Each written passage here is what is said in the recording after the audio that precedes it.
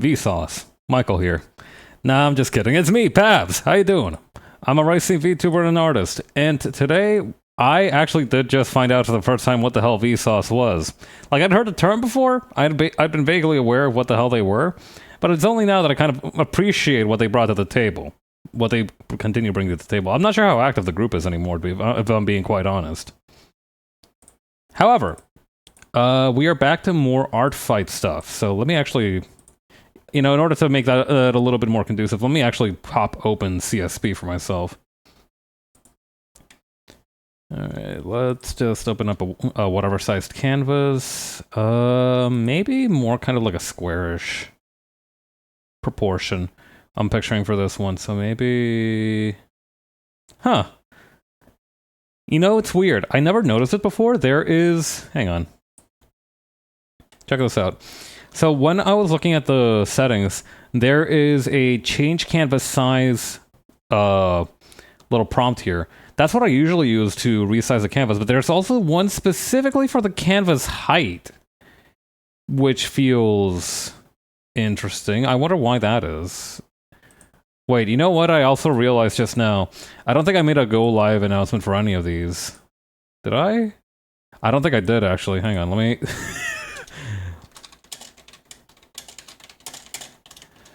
The good thing about the fact...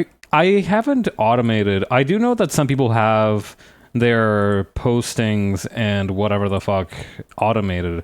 And I think that's a really good idea. I think that that's something to strive for. That's a very convenient use of your resources to just... a little thing you can do for yourself to make your life a lot easier. However, I do also think that the... process of that is definitely like a cost-benefit thing, because I do know that it has gotten more difficult, especially as like Twitter in particular kind of fucks itself almost on the daily. But other websites, for example Blue Sky, I know you need like third-party shit to kind of mold that to your liking. I did learn recently about an extension for Blue Sky that lets you it gives you the ability to... Oh, hey, bunny! Yeah, there's this extension, or... Not really extension. It's something. There's something for Blue Sky that you can get to basically make bookmarks and such, which seems really helpful, and surprised that that wasn't a thing that they included, like, on the first pass? I don't know. I feel like the main Blue Sky devs should just pay those people however much money they want, and, give them a pat on the back and a kiss on the cheek for basically making their website 80% more usable. Because honestly, the one big thing missing from Blue Sky was definitely like the ability to bookmark stuff and to schedule posts and whatnot. Okay. Let's see. While I was talking just now, I was actually browsing a Twitter account called eBay Jackets and Hats, which is near and dear to my heart, and hasn't posted in quite a bit. I imagine that they've tired of the stupidity of the website themselves and have moved on to greener, more lucrative vintage resale pastures. Cannot blame them for that, quite honestly. But yeah, I'm just putting together some of the elements that I believe we'll need for this go-around. So one of them is this photo reference that I took from an archive.org scan of like a 1980s picture CD-ROM, which I think is fascinating as a concept, that you can just access those. I don't know, I think it's neat. I think it's neat that you're allowed to do that. And we're also going to get the character reference for today, which is this. This is Folksydew by the user of the same name. Character ID is 5008136. And Folksydew also operates as a VTuber. She's also active as a streamer. And I don't know, she has a very... I've only tuned in a couple of times, but she has a very welcoming vibe. But yeah, I'm picturing this pose, and I'm also now realizing that I'm gonna need to like rotate this away. I actually had a very recent experience where I had to mess around with rotation a lot because of those Uma Musume, whatchamacallit, OC things that I posted. The pictures that I posted for that. Let me tell you, I think that whatever happened to me in that like 48-hour period of just drawing those and putting that together, I felt like I had done like the artistic equivalent of depleting my glycogen reserves. Like I felt like I was burning the equivalent of whatever art fat was.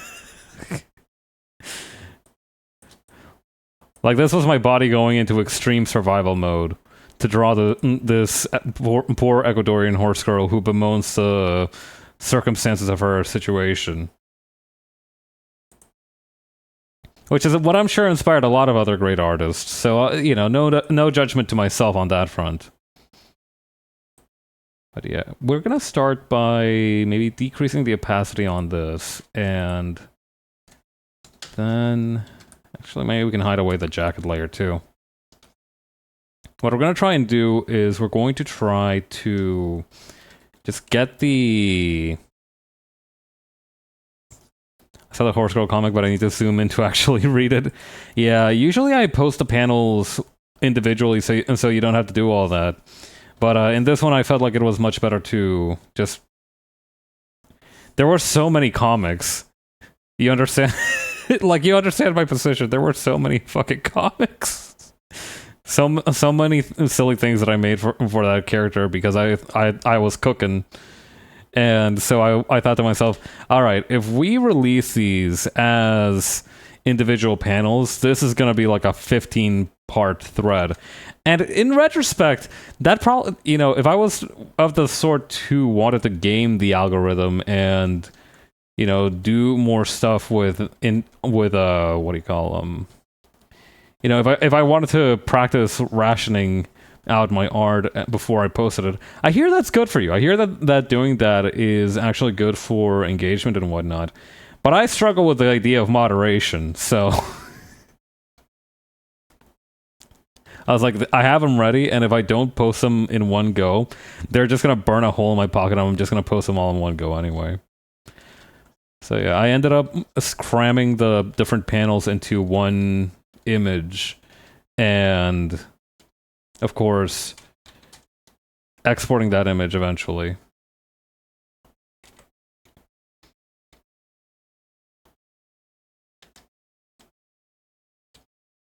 Okay, I do think she has like a fairly wide jaw due to the canid nature of hyenas.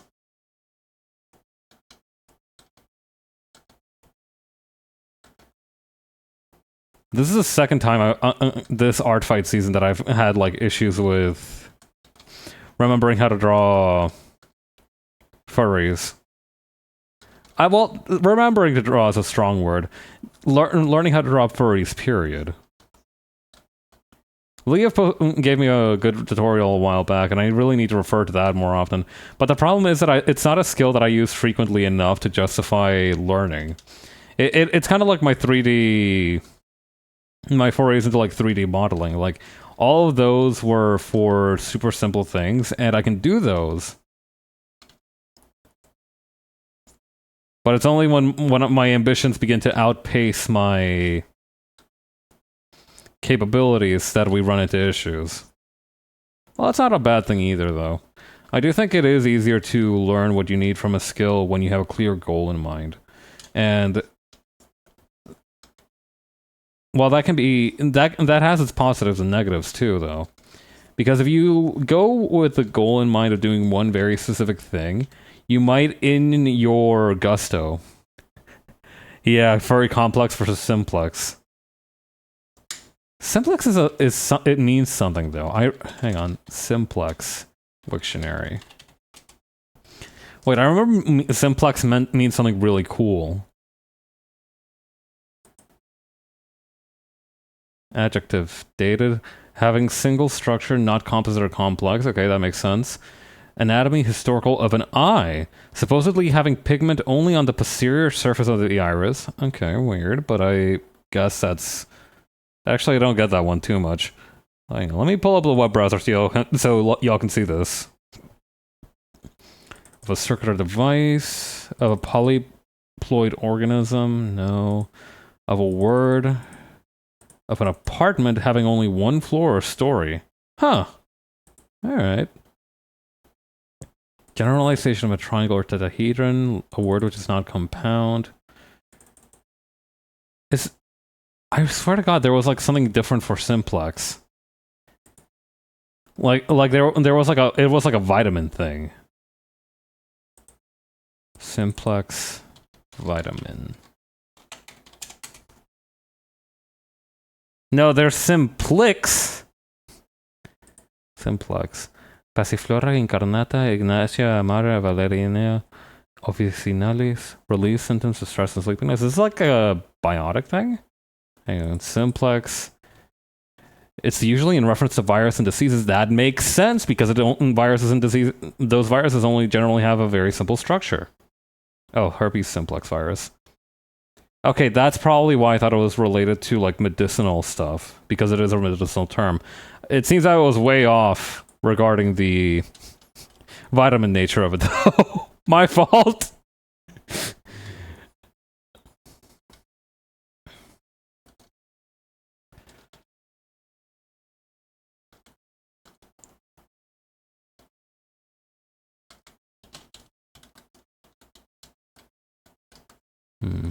The head needs to be a little bit smaller, actually, to compensate for the fact that it's going to be proportionally... It needs to be kind of big, but like biggish, smallish. Don't know how else to put it. But yeah, the reason I was browsing eBay jackets and hats for a reference for a jacket and or hat was primarily for the purposes of having a cool jacket to wrap around her shoulders, because I feel like the main draw of this pose is the folding on the jacket. Because if it was just like normal, especially because it looks like she has her hands in her pockets. In context, what I was trying to say was the furry issue is figuring out how furry you want to go when going furry. Yeah, not to worry. You communicated that beautifully. I just got like Sherlock mind palaced by the word simplex because I remember seeing it somewhere. But yeah, no, that is always an issue, because like you could always go very cartoonish, and you know, like very Bugs Bunny-ish, not really too worried about the you know, the anatomical integrity, I suppose, might be a good way to say it.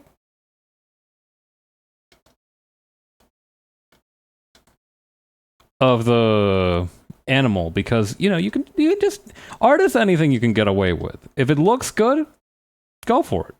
You know, there's nothing really that's stopping you from living your life that way. In fact, you might even live a happier and longer life if you choose that particular path of the sword.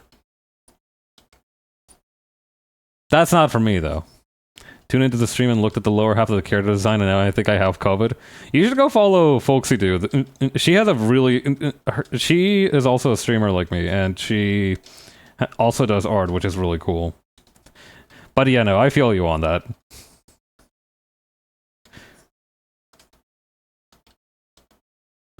It is crazy that I think I have COVID is now like the most default respectful way of saying like that is a very sexy, you know, that's very sexy. I don't know. It strikes a fine line between like an in joke that has like sufficient what do you call, not plausible deniability. It's like as an in joke, it serves to like. You know how there was that one phrase that, like, jokes are one of the most suggestible forms of rhetoric? That is, I think, like, a very strong point for, I think I have COVID as a way to express your admiration / infatuation. Like, because it's supposed to be a joke and a reference to a joke, I think it's easier to take... you know, as a compliment than like having somebody randomly go up to you and be like, "Hey, you look sexy," because obviously it's nice to be direct, and it's nice to hear like direct praise every now and again as well.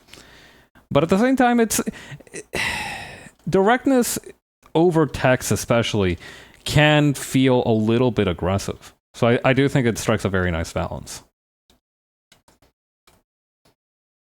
It's the only thing I can think of that doesn't make me sound like the wolf going awooga with his eyes bulging out. Yeah. You understand. You have very succinctly summarized my thesis. Like if you like doing the whole wolf eyes bulging out, going awooga, banging his head with a hammer shit. Like you're making yourself very clear. Like it is, you're communicating your feelings very directly. But again, over directness can feel a little bit stifling sometimes, especially in especially through digital communications.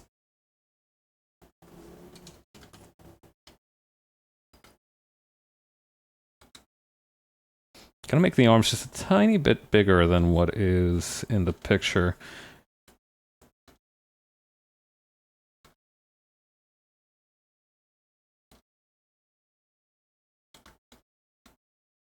Saying looking respectfully with eyes emoji is close second, but not as respectful, I feel. Yeah, it's been, I think the issue with I'm looking respectfully eyes emoji is that it's almost too sarcastic.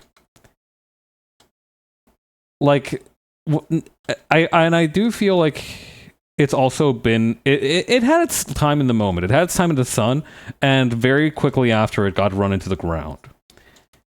I do feel like that's also a very important part of, courtesy is trying to not do something that has, gotten old hat. It's like, I'm lying when I say it's respectfully. Exactly. It feels dishonest. It's a little bit like that thing that happens like whenever somebody's like trying to speak to somebody else on the internet. It's like, hey, is that your Bugatti I saw parked outside? Ain't nothing respectful about the thoughts in my head.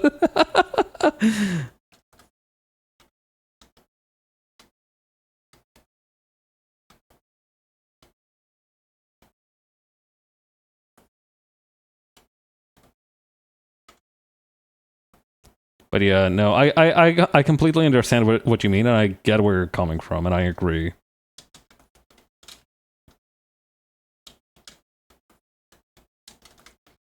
Okay, then over here.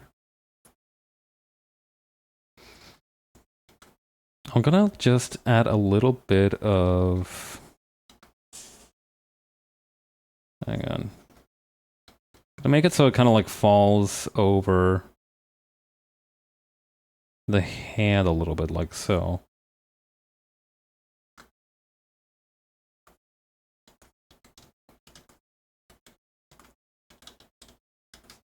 The shirt should be a little wider than that. Personally, I do like the classic ooh. You can't go wrong with a well-placed ooh, to be quite honest. It's also very succinct and doesn't really wear on the nerves as much.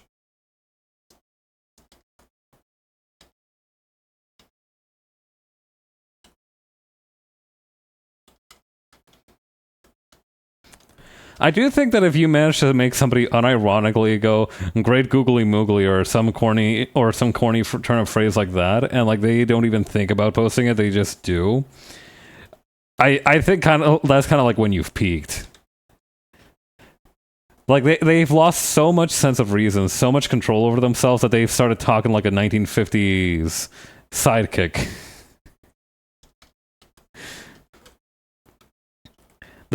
Them saying like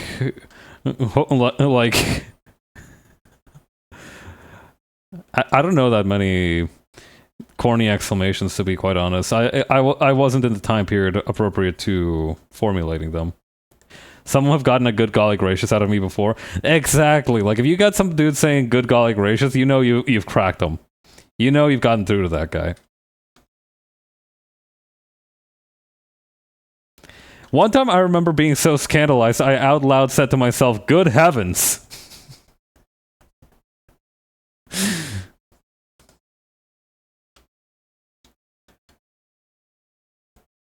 So yeah, there's a variety of different ways you can approach it.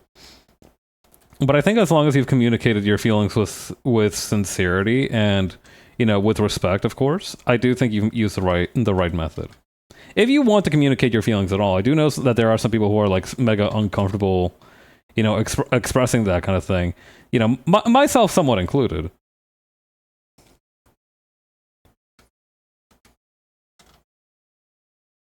So yeah, there's a lot of different ways you can go about life. None of them are particularly correct or not incorrect.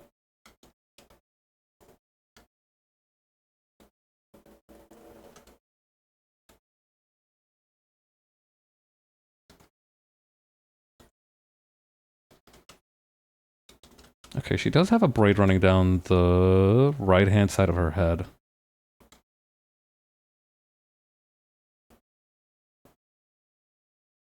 That's 1, 2, 3, 4, 4-ish deep. Okay. Let's say that this is the third one.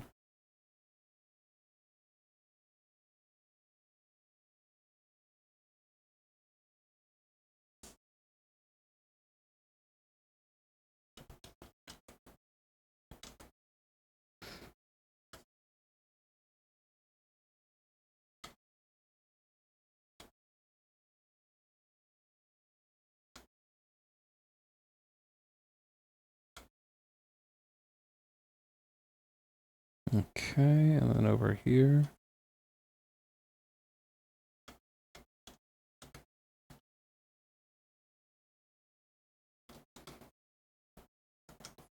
Ooh, this part's tough, actually.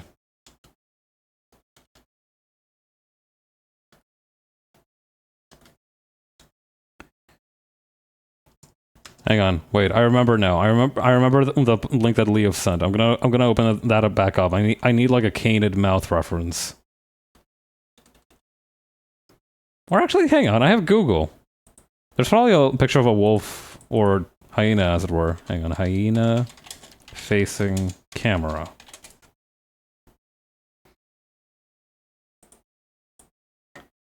I do really like hyenas. They're a bunch of they're very goofy little creatures. Like, look at this guy.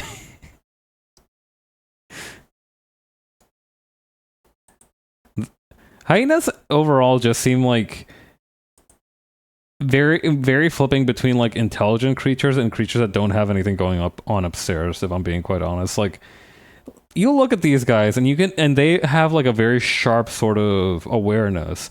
Like, they perceive things around them. But like whatever goes in like through the eyes and in here just feels like it gets like it's like throwing a bit of flour into like something that you're putting in a blender. Isn't there an animal that is a hyena but long-legged? Hang on, long-legged hyena. Hang on. First, let me put this guy over in the canvas. It pisses me off that these look so AI generated.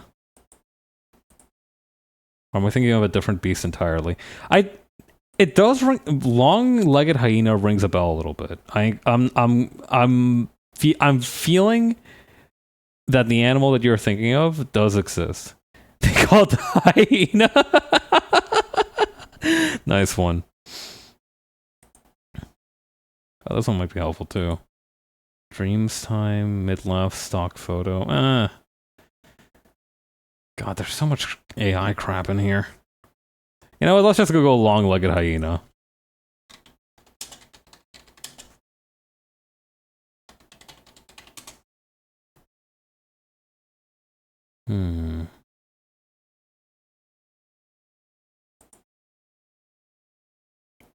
Casma porthenthetes, also known as a hunting or running hyena, is an extinct genus of hyena that distributed in Eurasia.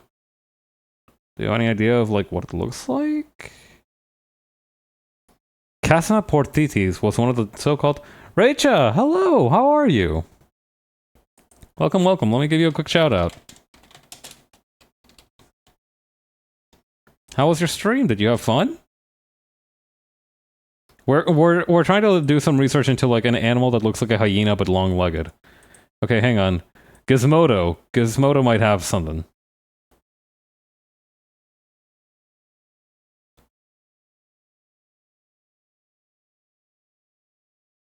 Okay, shown above in its uncropped form. It was fun? Nice, I'm glad to hear that. Okay, Arctic hyenas seem like the closest answer. Otherwise, it's hard to say. Maned wolf might be close to what you want. Hang on, let me try that one. Oh yeah. Now that's a beast with long legs. That's pretty close, honestly. If I said a hyena with long legs and this came up with a result, I feel like look at this thing. This thing looks like This thing does look like it's the animal equivalent of like a Wada Arco drawing. They absolutely stink, but they're very cool. They stink. Is that a is that like a like a known trait of theirs? Hang on. Stench. Smell. Both female and male wolves use their urine to communicate. The urine has a very distinctive odor, which some people liken to hops or cannabis. Oh my god. The responsible substance is very likely a pyrazine, which also occurs in both plants. At the Rotterdam Zoo, this smell once set the police on a hunt for cannabis smokers. Imagine.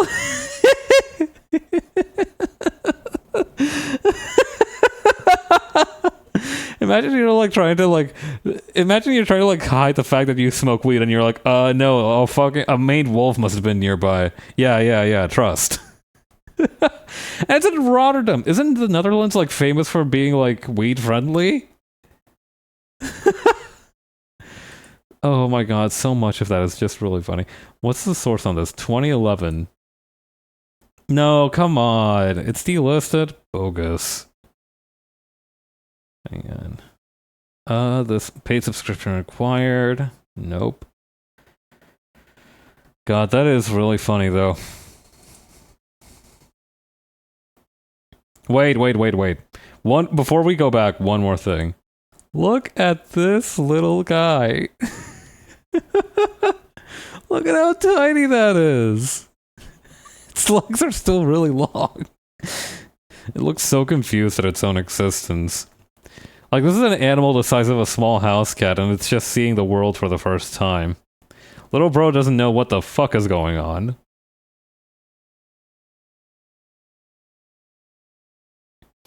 He doesn't know what grass is. He's never seen. He was born after Fortnite.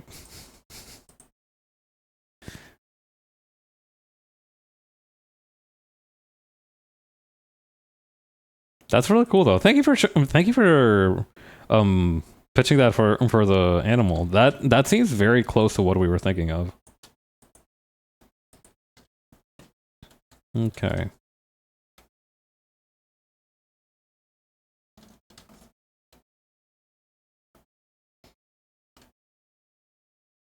What I might benefit from is...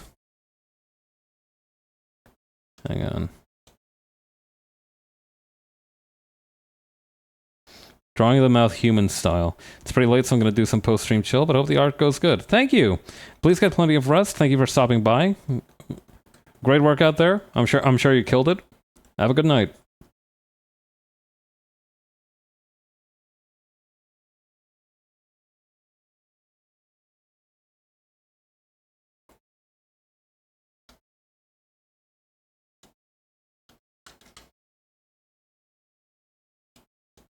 Okay.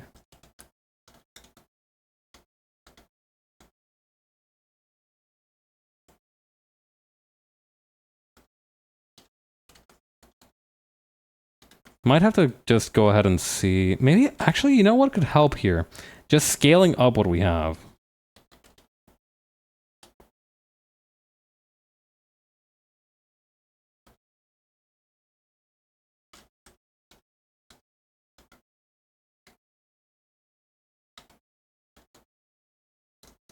Sort of like that. Then maybe just making this slightly more sharp towards this part.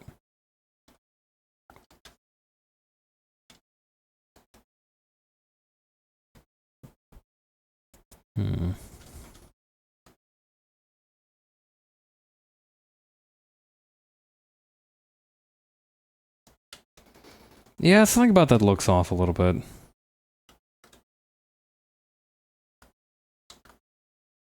Maybe we need to just bring the whole thing further up. Or like further out into the snout. I think that's gonna help a lot.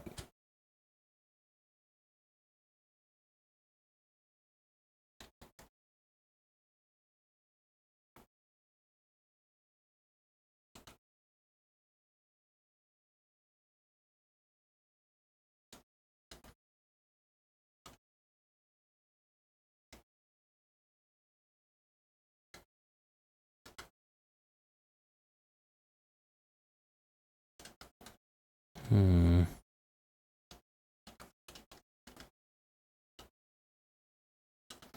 Might just go for like the more classic white teeth sort of thing, but with the snaggletooth more visible. I think that might be a good middle ground. Because right now this thing is sagging a little bit too low, I fear. Dipping into dangerous territory.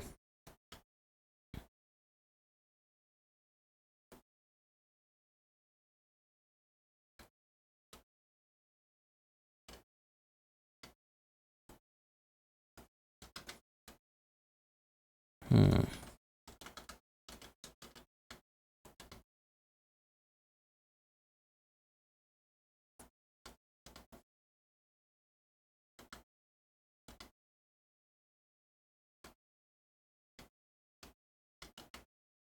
Yeah, just a little snaggletooth back here might be the right move. Might make the nose just a tiny bit smaller too.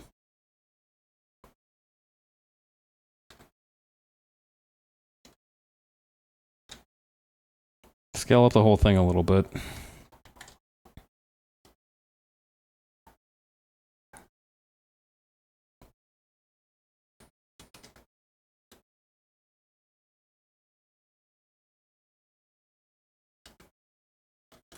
I do like the fact that she chose to give herself like super huge round rim glasses, because I feel like that is also like the most realistic way to make sure that your eyes have enough glass real estate, really, to make glasses functional. I might need to do this on a separate layer.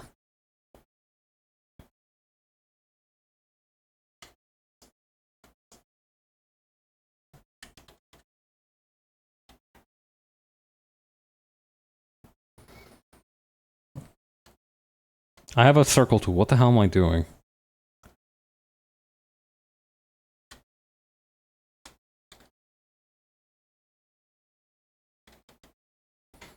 Is that... That's a little bit much, right? Yeah, that's too much. I tried to rotate the circle like that would actually do something.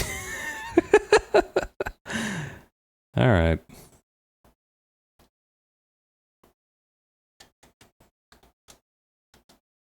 Okay, there we go.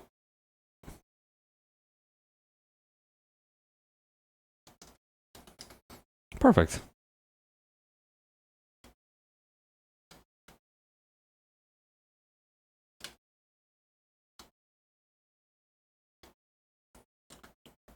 I'm fascinated by this kind of middle hair structural thing, where it's like the two hairs going in different directions, kind of meeting in the middle like that. I don't know. I think it's neat.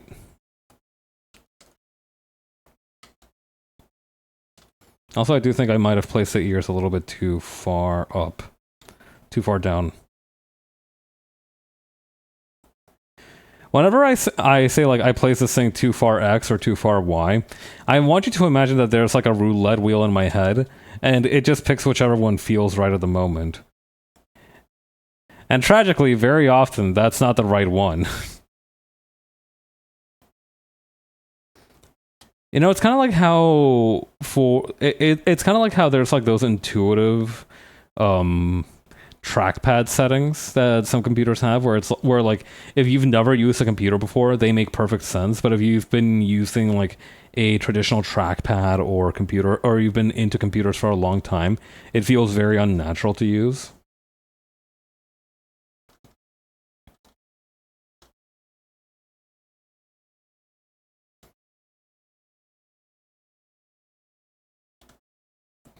Big mood. Yeah.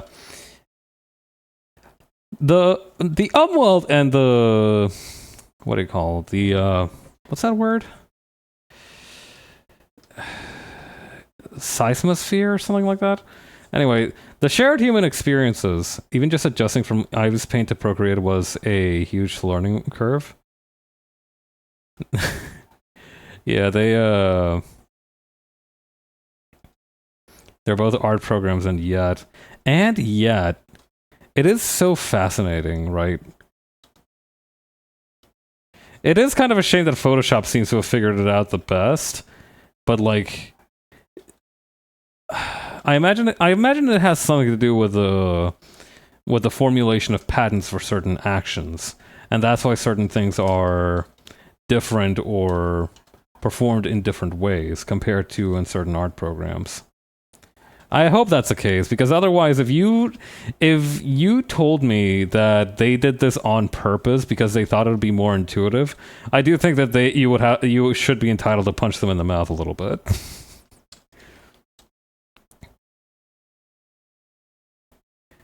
Like sometimes you will be like, dude, this is dog shit, and they're like, no, actually, it's good.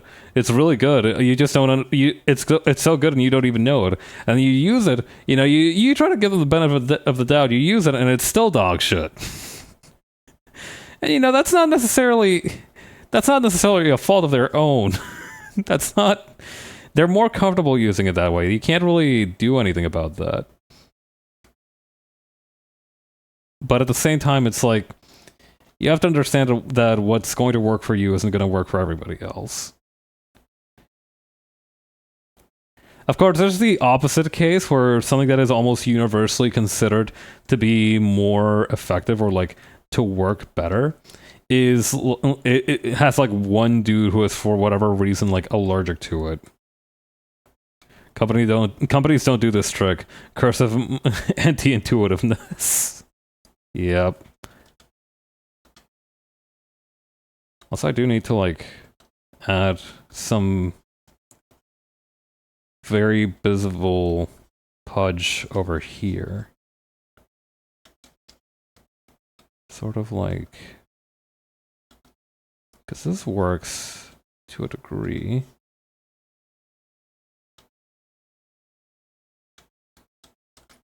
Hang on. So, okay, so it goes like this, and then there should be like the main thing of the belly. The belly.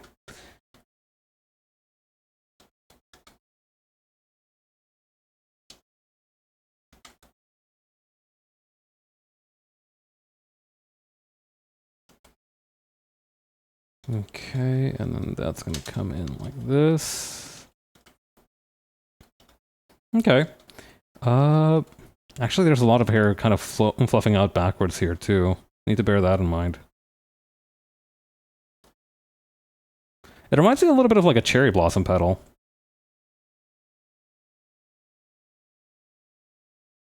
God. Nature really did pop off with cherry blossoms.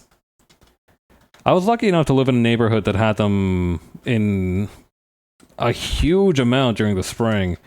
And let me tell you, being around cherry blossoms when they were blooming, that shit really does do something to you. That like being near like a bunch of in bloom cherry blossoms is like the equivalent of like that of being in that picture where it's like a dog with a propeller hat with like a big lollipop hanging out in like a Gmod map. Genuinely, it's so good for you emotionally.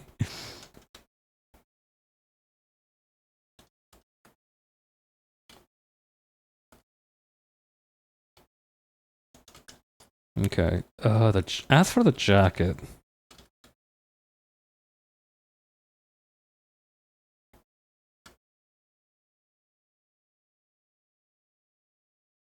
Use this kind of pattern here.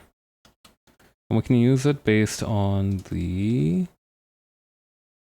color scheme of the main art. Yeah, the thing with intuitiveness is that it's a very difficult thing to get right as well. I've been recently watching a series of videos on a video game series. That felt very long-winded to say. I've been watching this retrospective on a series called Ultima, that's made by this YouTube channel called Modular. And it's been a fascinating watch, partly because of the fact that it has a really good blend that I like of both stuff that happens in the game and also background information on the production of the game, which I think had a lot of different blind spots compared to like, I don't know, not blind spots necessarily, but I feel like it's not something that's done enough, and I really appreciate it when it does happen. Okay, yeah, that seems more accurate.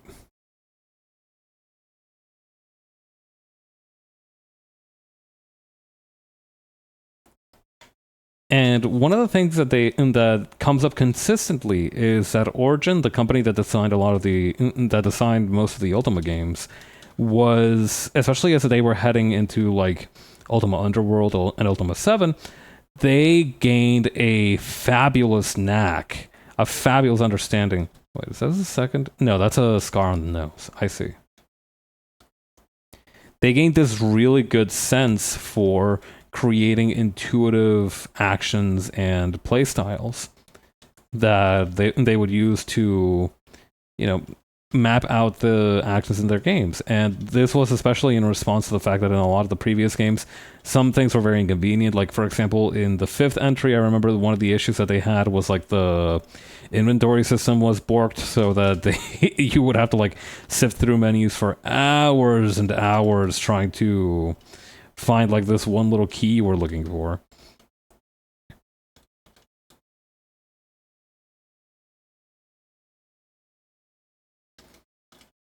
So it's really difficult to make something that is usable by humans, funnily enough.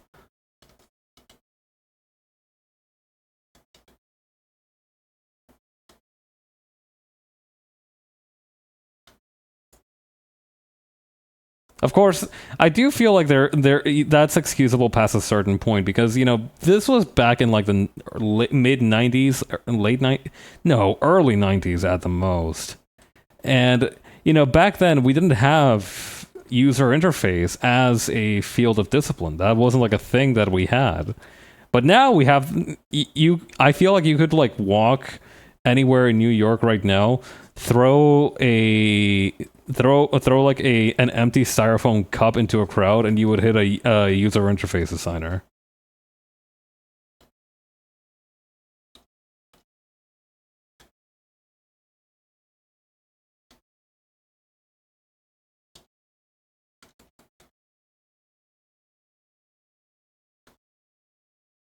So, you know, the war has changed in some regards.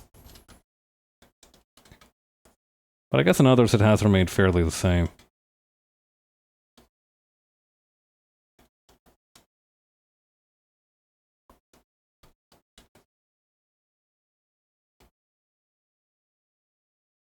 Okay, then... Actually, I might have overdone it out here.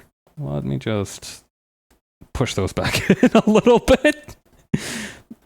Using the liquefy tool to like morph people's bodies is an experience of highs and lows, quite frankly.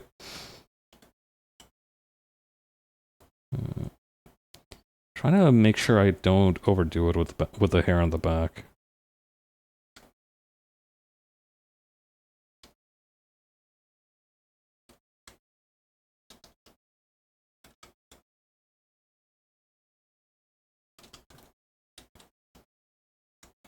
Okay.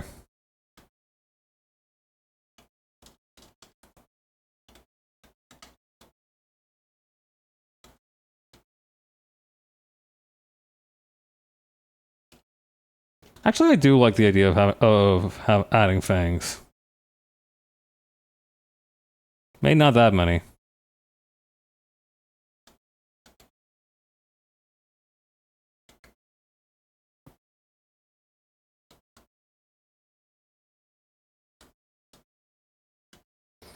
There we go. That scratched an itch I didn't know I had. Okay, nice. Let's move on to inking and coloring.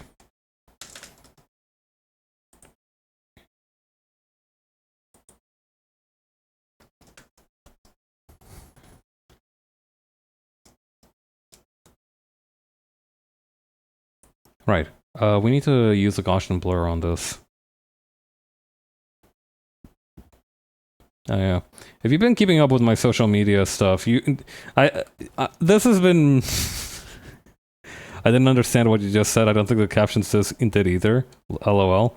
I hit the drawing with a Gaussian blur filter to make it a little bit less focused so that I can go into it with more freedom during the line art phase. And that's understandable because my closed captions are antagonistic at the best of times. Before that, What the hell did I say before that?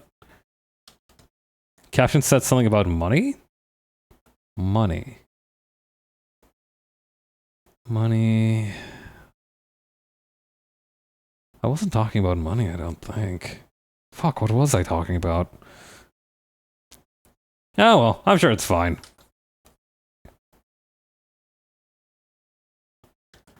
Money is important, but you can find ways around it sometimes. I'm sure we'll be able to lead perfectly virtuous lives even if we don't remember what exactly it was that I was talking about.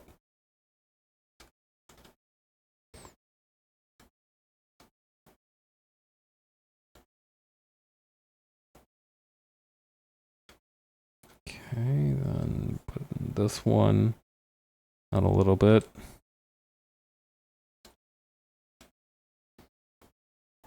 Me constantly.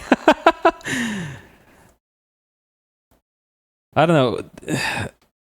Talking while I'm streaming really is like something of a gamble in terms of in terms of whether I remember what the hell I was talking about or not. Because I feel like even on my best days, I'm not very good at recalling what exactly it was that I was going on a tangent about before, like 5 seconds ago. I've likened my streaming diction and conversational skills to a black box on several occasions, and that seems to be holding true quite strongly.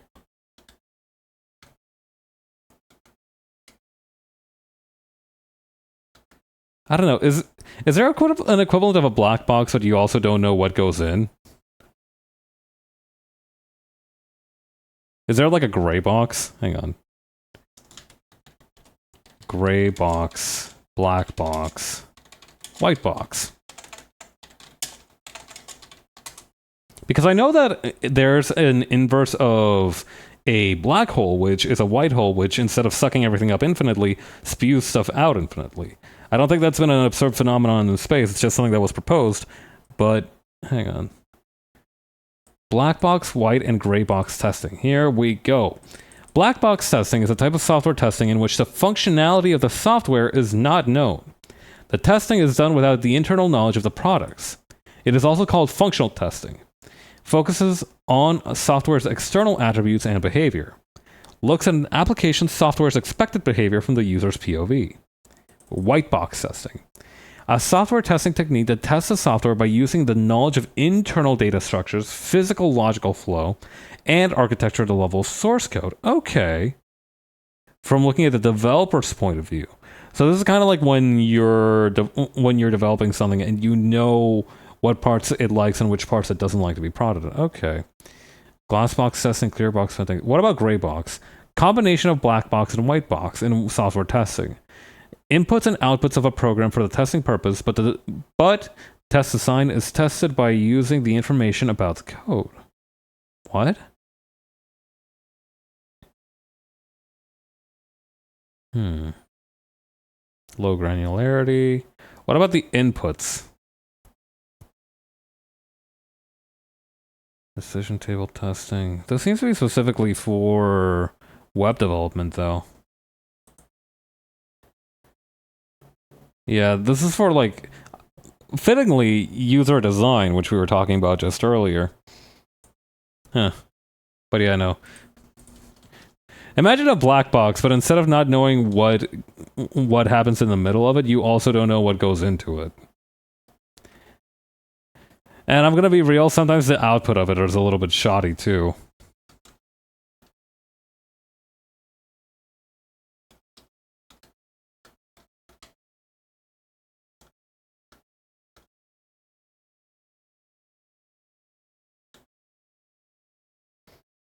I do like that like, canid teeth look a little bit like mountains.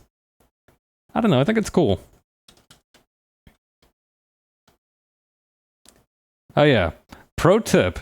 If you want the dentist who's looking after you to just absolutely love you, switch to an electric toothbrush. I had my dentist recommend me an electric toothbrush a while back because of a certain unique thing that my teeth do.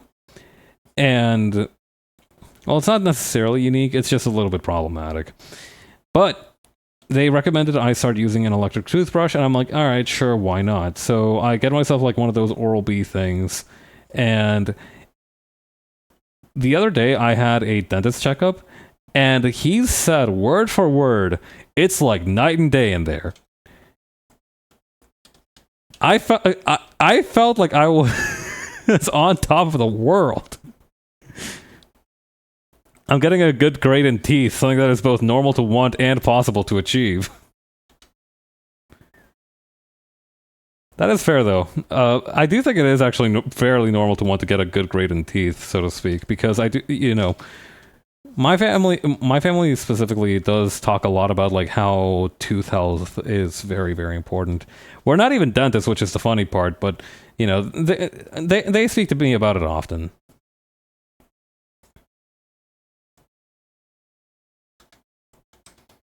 So yeah, it felt very good having the dentist low-key glaze my dental hygiene like that.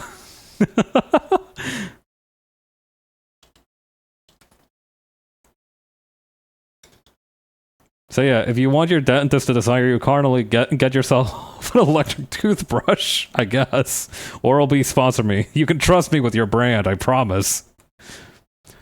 I mean, I am actually a pretty good candidate for like tooth hygiene products because my face is like 80% mouth. Well, no, that's a bit of an exaggeration. Definitely 40%. 40 to low 50s, depending on how exaggerated my expression is at the moment.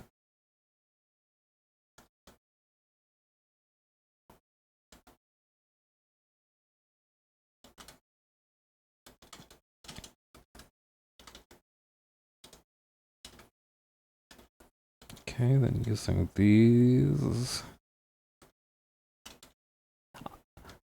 I'm a big fan of the resurgence that we've been seeing in the what do you call these things in the air vent jet intakes for hair. I'm glad those are making a comeback.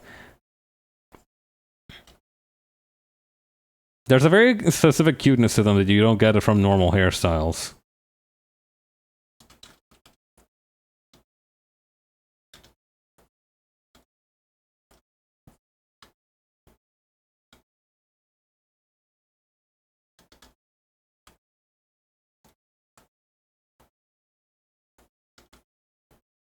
Maybe it has something to do with the ventilation that's involved.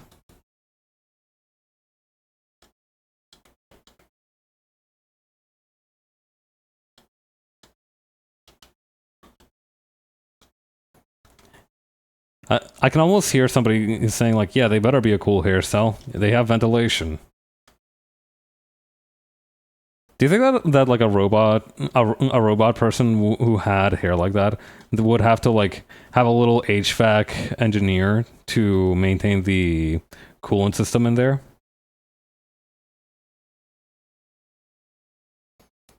God, realizing that you don't need a coolant for your computer unless you need to unless you're going to be overclocking it constantly for reasons that I personally cannot fathom. I'm very humble in terms of like processing demand. I feel like I do have like I do juggle a lot of stuff, but I do try to make it as light as possible for my computer. But yeah, learning that when I was first getting my computer and saving up the money to do so and procure it, I was actually very concerned about like how much I would have to spend on like coolant. Would it be safe? Would I have to learn how to do like miniaturized plumbing? But then I read like an article that said, yeah, no, coolant is basically for sick freaks who want to overclock their computer constantly. Don't worry about it if you're not one of those people. I'm like, oh, thank God. Computer shit is one of those few things in life that can make me well and truly nervous. Like, I get panicked over a lot of small fry shit, but computer stuff is one of those things I don't try to mess with unless absolutely necessary.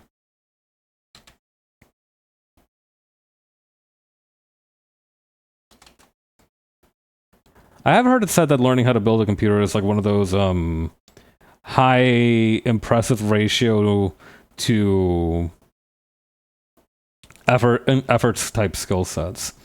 Like this person said that like they learned how to build a computer and built a computer using parts they found off of Reddit and some very simple instruction manuals.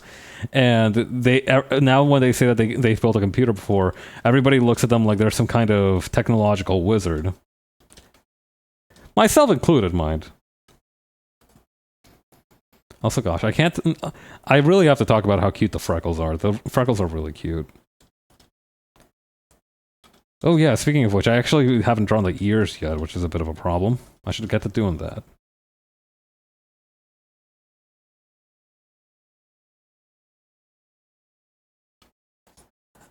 I am very glad that I kept to being a rice bag of my word, because when I drew human paths, I think this was a conversation I either had with somebody a while ago. No, I think this was a conversation that I had with Leo while we were on a call. We were talking about... I was talking about how cute freckles are, and Leo was like, why doesn't human paths have freckles? And I'm like, well, they're mostly covered by his hair. I have a tendency to give them to my Sims frequently. The thing is that they really are just that good. They're a very versatile little thing. Very easy way to add additional texture, more vibrance to a face. Very, very underrated facial feature. One that some people don't seem to appreciate, but, you know, they're entitled to their own opinion.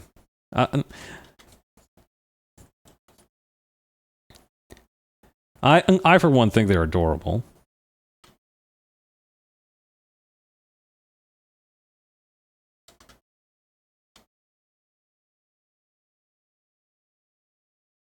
But yeah, the other day when I made that drawing of like the different potential, mostly joking ways that human paths' eyes would look, I did make sure to give him freckles. So I'm glad that I stuck to my word on that. I do feel ennobled by that action.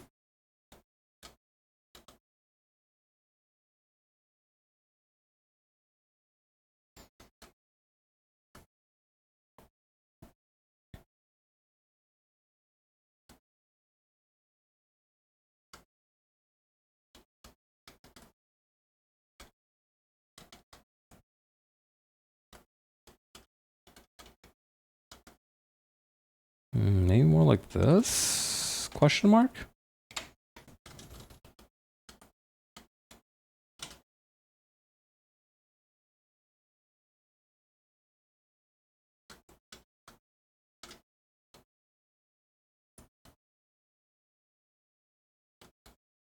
Nope.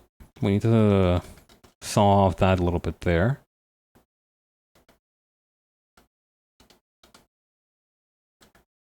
The good news is that because the braids are very straightforward, I don't need to worry too much about... Hang on. How did these go? Something like this, I think. Hang on, I gotta Google what braids look like real quick. I love immediately being like, oh, this is going to be easy to draw, and then immediately eating my words. I feel like that's a very efficient method of reaping and sowing.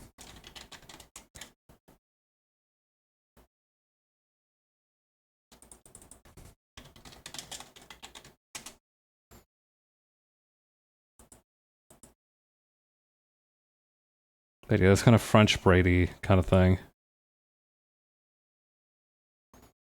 Okay, no, it's literally that easy. Okay. I'm overthinking this.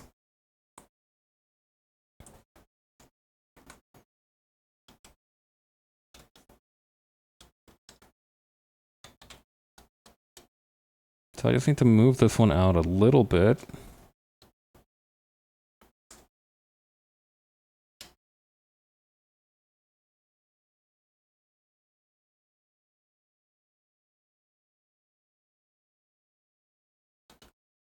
Okay, then this one's gonna go in kind of like this. Right. It's almost like a Penrose tri-bar type situation. Nice, okay.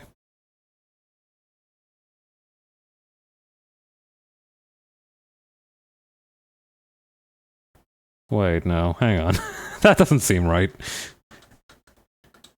Let's try that. Okay, let's take this one from the top. Or you know what might actually help as well? Starting from the bottom up.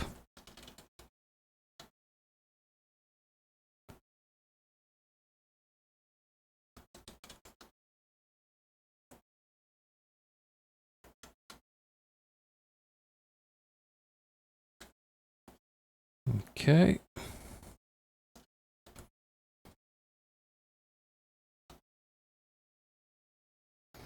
The problem is that the reference picture that I'm looking at doesn't like hang on, I'm gonna share what I'm looking at.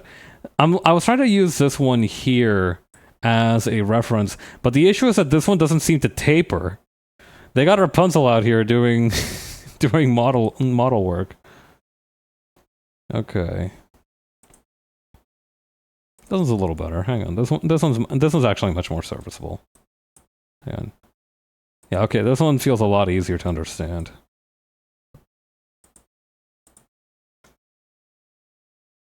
Okay, so that's gonna kind of come in like this.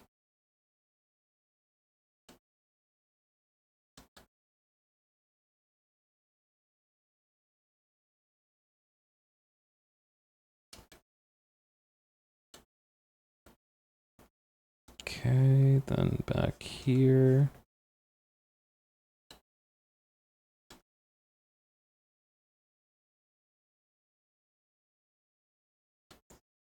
Yes? Question mark? We're back? Maybe? We might be back.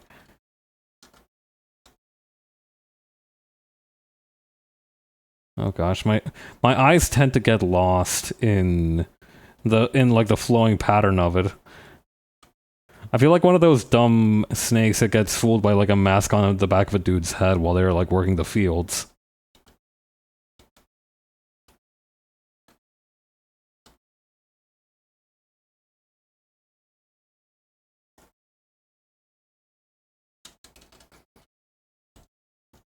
No, that's definitely not. Oh wait, I know where I'm going wrong.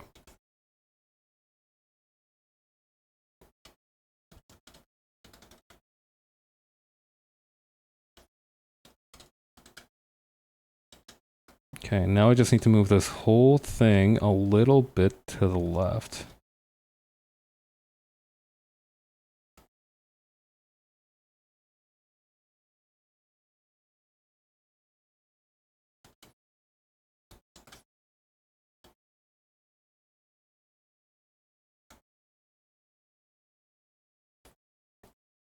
You know, maybe I shouldn't give so much flack to those snakes that get fooled by, like, dudes wearing masks on the back of their head. I actually think that might be tigers. So that's even a better reason, because I am not better than a tiger. Come on now. Like, we all talk a good game, but I think at the end of the day, we understand that tigers are kind of goated as an animal.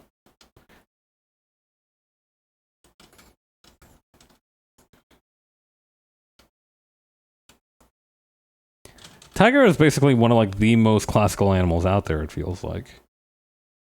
Like, I feel like there's a lot of different beasts that roam the jungle, but I feel like the tiger is one of the most iconic.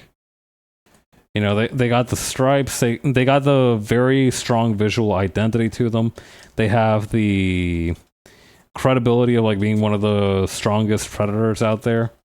They got a lot going for them. You know, they've managed to build up a good brand in the 6 or so million years they've had to develop on Earth.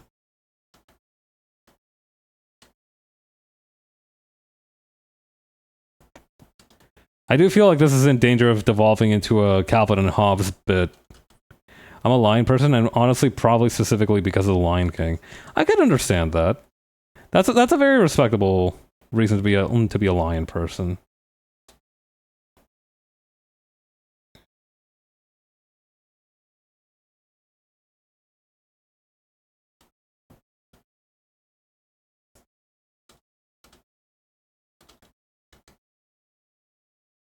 Okay, maybe like this.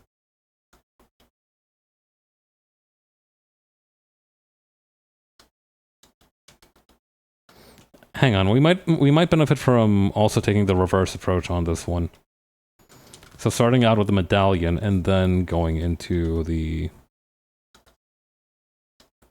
chain.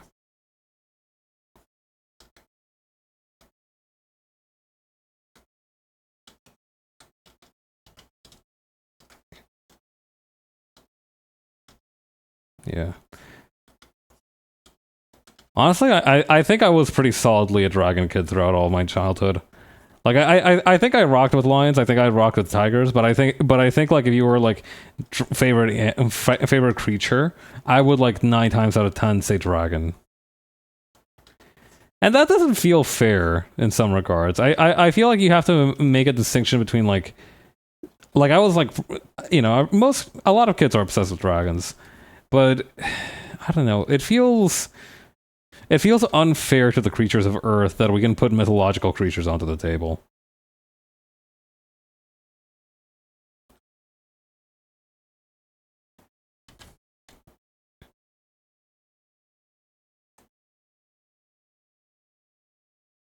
Alright, maybe just doing this, stretching it out like this, and then returning it back to the attack position.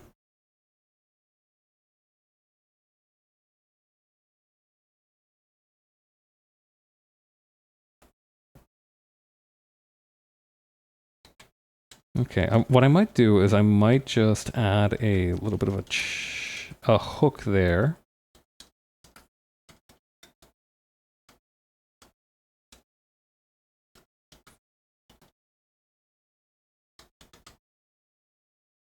Okay.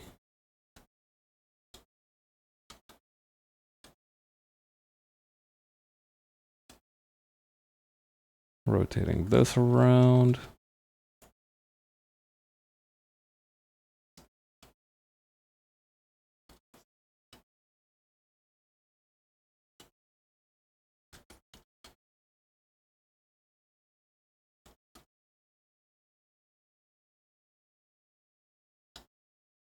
That seems pretty good, honestly. In terms of like a little braided chain. There needs to be, you know, there's like this one brush I downloaded ages and ages ago, and if I lose it, I'm screwed because I don't remember like the original person who posted it. But there's this one brush that I use for fishnet stuff. Like if a character is wearing like fishnet stockings, I almost always use that brush to draw the fishnets rather than like, you know, doing hatching or whatever to communicate a similar effect. There needs to be something like that, but for Cuban links. I'm sure there is one, but what I mean by that is like having it in my repertoire specifically. I don't know. I've gotten pretty good at drawing metal. I might be able to convince myself to make a pattern for myself one day. I do think the answer to having patterning issues in CSP is to just have a broad range of patterns. So that way, even if you screw it up, you still have a really good opportunity to run it back with just, or at least try a different one. Different thickness, different variety. Eventually you'll find one that will hit the mark. I suppose you could always try to brute force it, but that's not something that I encourage myself to do very often, especially if I'm drawing on stream.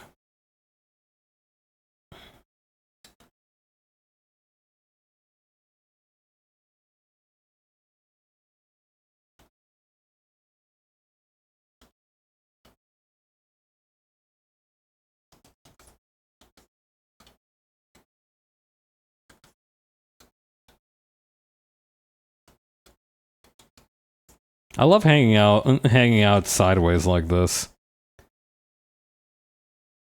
I don't know if it's like the bonuses to my wrist flexibility or something, but it does feel very cool. I feel like I'm like a vampire or something, hanging upside down to look at a painting. I do remember seeing that some older paintings have like very delicately effed up proportions because a lot of them were made big enough that you would be like looking down from a lower place on the ground up at them. And so you needed to kind of retain a clean image, you would have to account for that in how you painted stuff. It started to become less and less of an issue as medieval portraits and such went out of fashion, and also like, you know, there's a lot of different sizes of portraits. There were of course those like grand portraits which were supposed to take up a full wall or whatever, or be the focal piece of like a whole section of the wall. And those are fine and dandy, but, you know, there were also just normal paintings. I do remember hearing about an artist that basically helped found a small art collective in Germany that had a habit of experimenting with her styles on cardboard. I think that's pretty neat, honestly.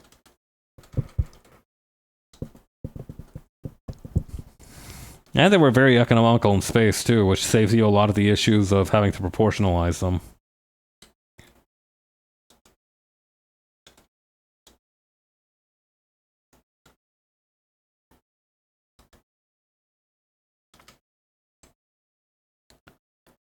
Oh yeah. I was gonna talk about the sheer number of fucking lentils that I have in my house. I say that like I'm ungrateful. I promise I'm not, or at least I'm trying to limit how ungrateful I am. Because like honestly, they've been quite the boon. But I have a lot of the lentils in my house right now. Most of them in varying states of like being frozen or having been cooked already. Because it's been a long, I've never cooked with lentils from a packet before. I've almost always just used canned lentils. So first I overestimated how many lentils I would actually need, which is why I threw the whole packet into a vat of water to clean them. That was my first mistake, not measuring the number of lentils that I actually needed. Hashtag soup stream, that's right. Hi Jupiter, how you doing? Honestly, the recipe is really good and really easy to make, so maybe it does warrant a hashtag soup stream.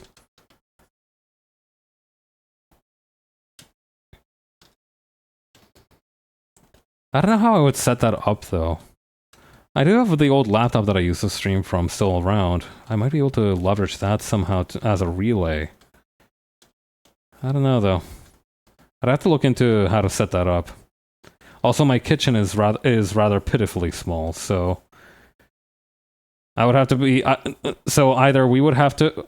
Also, I would need to like tape up my oven or something because it has a lot of reflective surfaces. There's a lot to think about, quite honestly, and a few different ways to solve each of those problems. Each one more novel than the last. Post pizza time. Nice. What were you munching on? Hawaiian pepperoni. The humble margarita.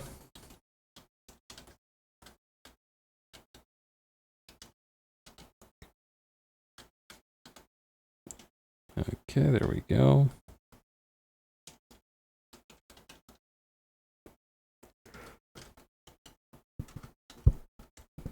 Okay, and then we're gonna have like this.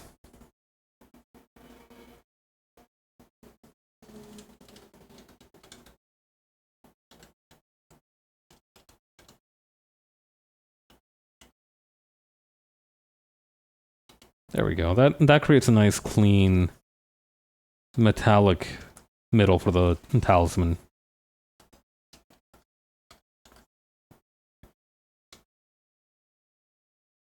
I don't think we give enough credit to the word talisman for its sheer flexibility. Like that thing from Shifu was technically or Sifu. I need to remember to use the Cantonese pronunciation. That thing from Sifu was a talisman. A paper strip can be a talisman. A hunk of wood can be a talisman. It's a very context-dependent word. And I admire that a lot. I admire a word that has a lot of different meanings and nuance depending on the context in which it is used.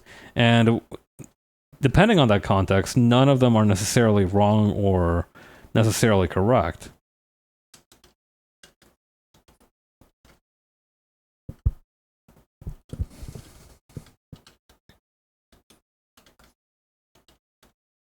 I don't know, there's something very cool about it, the not necessarily ambiguity of that.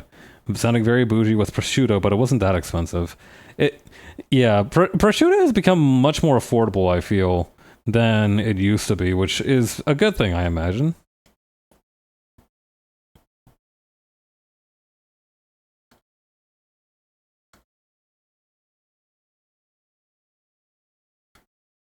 But yeah, it is nice to see it just being available as something you can put on your pizza.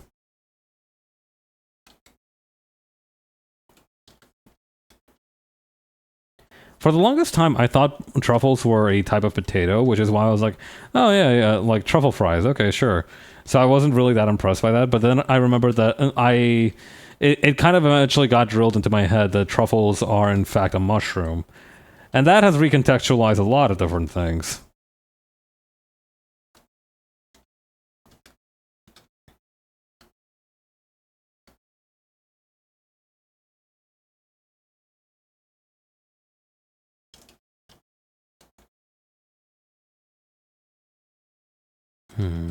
Now this needs to go a little bit further in.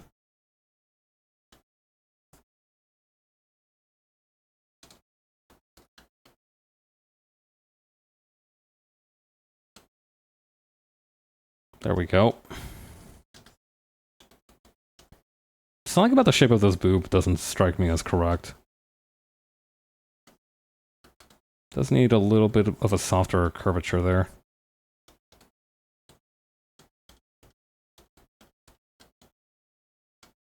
But yeah, I'm glad to hear that you got some good munches in.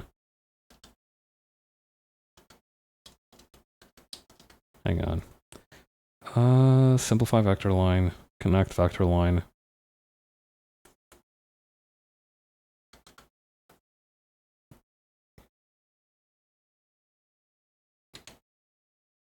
We're gonna need to simplify it a little bit more than that.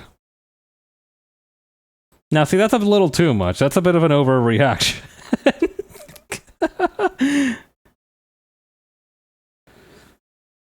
It's always really funny when one of these mishaps happens to, like, a boob or something. Like, if it happened to, like, a leg or an arm, it'd still be kind of funny, but I don't know. I think there's the fact that it's happening to a boob is especially hilarious. Very chuckle-worthy.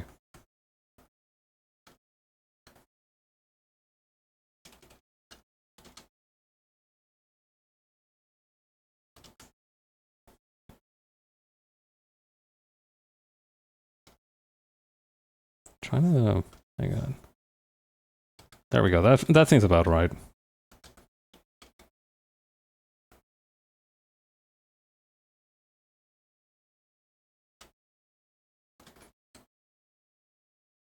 Let's adjust the line width to narrow it down a little bit up here.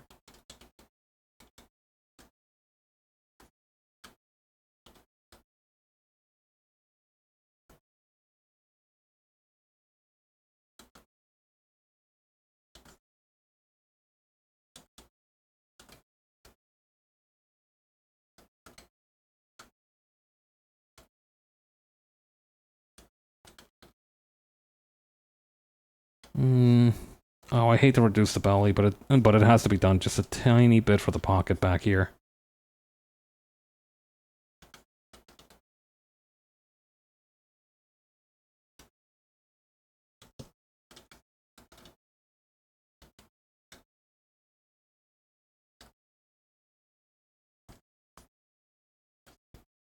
Okay, how's that looking without the background reference?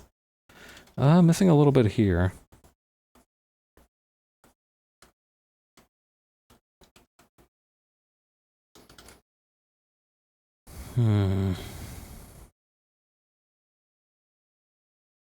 Is a talisman resting on there properly?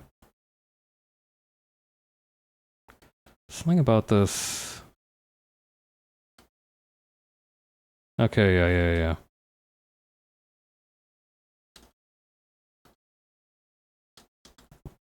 Or maybe not, actually. This one's a toughie. Hang on, how far? It like goes around her neck, though. So maybe... Oh, hang on. This part is something that we can easily correct, though.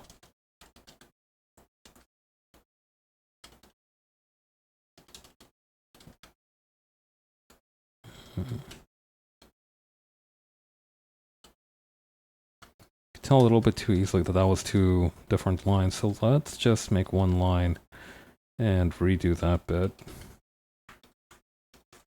This eyebrow should be a little bit more to the left. Or I guess technically to the right since we're flipped. But I've never been too much of a stickler for those kinds of details. The fur difference we can do in coloring and shading.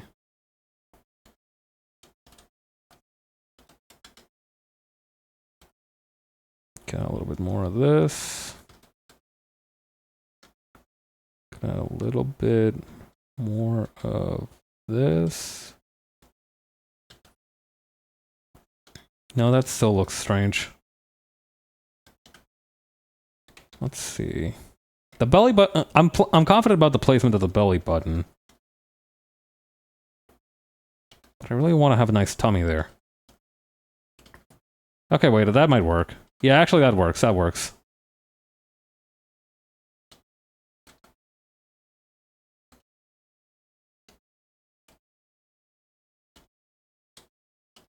Yeah, that can be the whale tail. Yeah, that works out perfectly, actually. Not sure what I was worried about.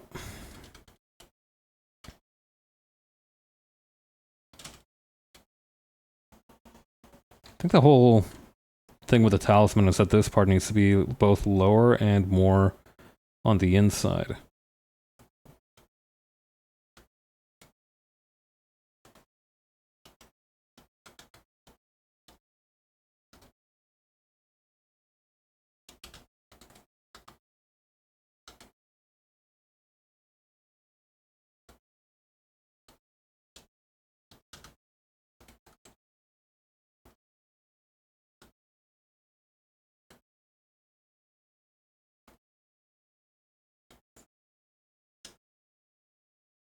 That seems about right.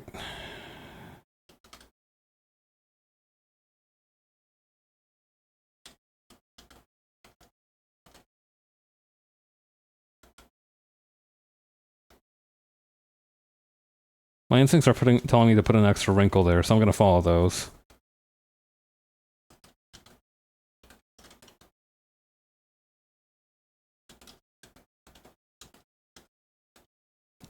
I think I also had some stripes through the jacket that I had in the original draft, but honestly, I think we can let those go. Or should we? Nah. We add them back in. That one panel from Jujutsu Kaisen where it's like, that's how losers think, has like genuinely rewired my brain. I haven't even properly read the series. I know a lot of the memes from it because they're very funny, but that panel itself has just kind of like rewired how I approach a lot of different situations. Because you know what? Sometimes you should do the ambitious thing, even if it does seem impossible. Because if you keep thinking to yourself, no, we shouldn't try to do that ambitious thing, eventually you won't end up doing anything. You need to have the courage to take that first step. Now, granted, the character who thought this was, from all accounts that I could find, an impulsive asshole. So maybe check that dog in from time to time. But like, you know, the sentiment of it still stands.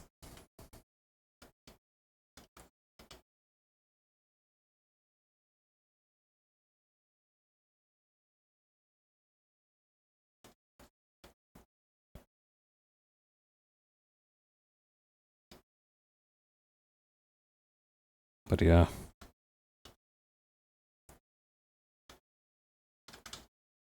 I ran into a coworker of mine the other day at a supermarket. It was very surreal because she seemed to remember me pretty well, but I didn't remember her at all. So I was kind of like in between like trying to like glean hints of who she was from our conversation. I didn't end up remembering, but thankfully it was just very friendly, light small talk. Oh god, I'm really lucky that we weren't in a situation where she could have like pulled me in and been like, you know what, we should catch up over coffee. When are you free? Because then I would have had to like be super.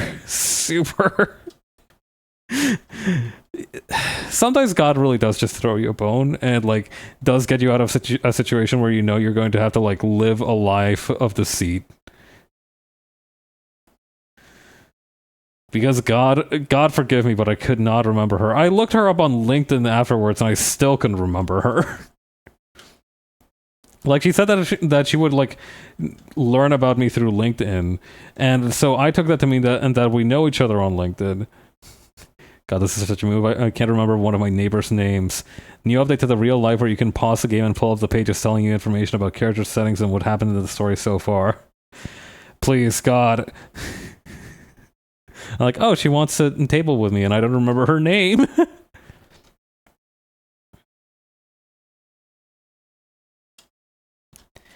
Yeah, at that point, you either have to come clean and hope that the thing is, right? I don't think anybody's gonna take too much offense. It is just me catastrophizing, being like, oh god, she's gonna think I'm a dingus, right? Just catastrophizing, like, the worst thing that they can, the worst way they could react to you admitting that you don't remember their name too well. And, you know, that's an understandable human response. I don't think that that's an unfair anxiety to have. But, like, you have to face the fact that if you don't properly try to resolve this in a normal human way and just, like, come clean and do, like, the right thing and be like, you know what? I'm sorry I don't remember your name too well. Can you repeat it for me? Because otherwise you're going to do some Looney Tunes shit to try and get their name without, like, doing it. Because I remember I saw a Tumblr post about this scenario thinking of a way to figure out the other party's name that stopped because they felt like light. That's what I'm saying. Like, I was literally thinking of, like, ways you could try to do this, and I'm like, okay, so what you do is that you get together for an activity and you tell them, okay, to do this activity, we need to each individually fill out this survey. I'm going to send you a link to the survey. The link doesn't actually go to the event organizer or anything. It goes to you, and part of the survey is asking for their name, and that's how you get it back. And I'm thinking to myself, that is such an insane fucking thing to do.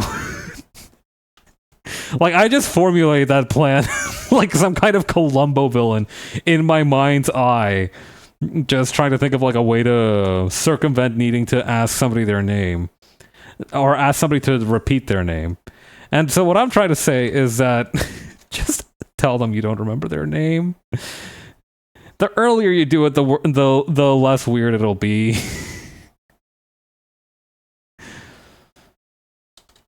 God. I really beefed this one, I'm not gonna lie. The issue is that it's like a supermarket pretty close to my house too, so there's like a non-zero chance I'm gonna run into her again while I'm, like, getting stuff for dinner back from work.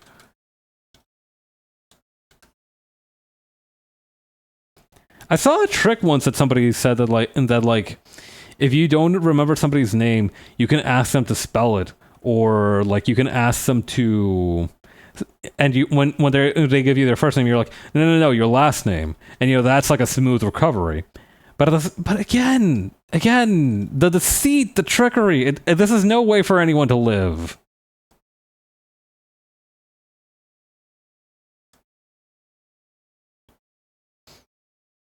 Anyway, the line art's done.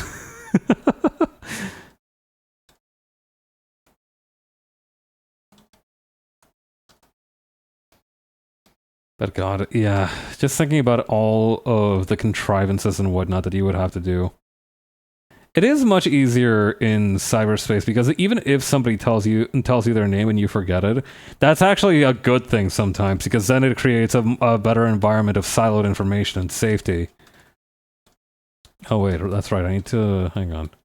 What's a good, like, darkish color? Maybe something like this.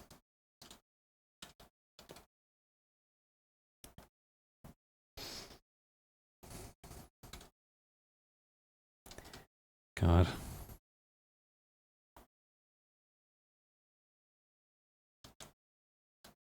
I am really jealous of people who seem to have the knack for, or are able to more regularly put in the effort to remember others and be able to interact with them that way. Because I feel like those people are, like, social superheroes. Like, if you have a knack for names and faces and you demonstrate that as a reliable ability, I have so much respect for you.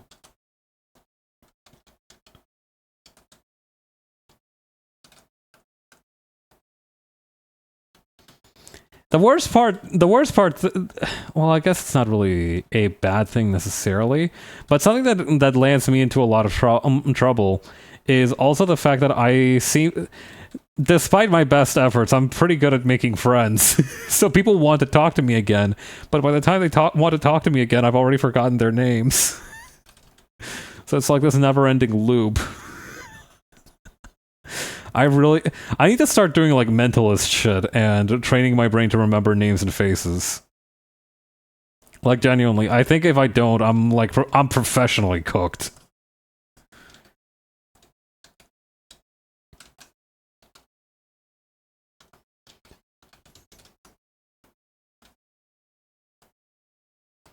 The few times this has been a saving grace is like when I met somebody I didn't like, and I was like, ugh, alright, let's just forget that I met them. And then I do forget, and it's super easy to forget that interaction. I'm like using my own lack of social grace to protect my brain.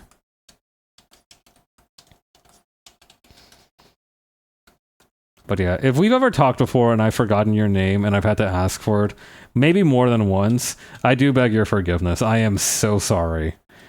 There's a non-zero chance it will happen again. Actually, there's a very good chance it'll happen again. In fact, like, if you were to take the over-under odds for, like, it happening again and it not happening again, as an accountant, I shouldn't tell you to gamble, but as a professional, I'm going to tell you right now, you should probably gamble on forget.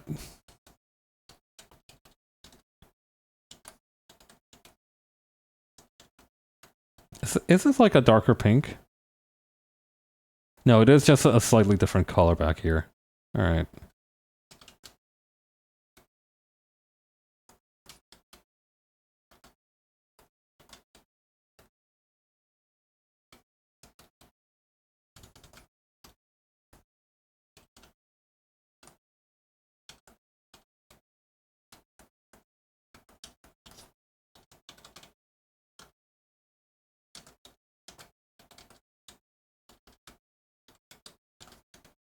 Very cool green color on the eyes. I like that.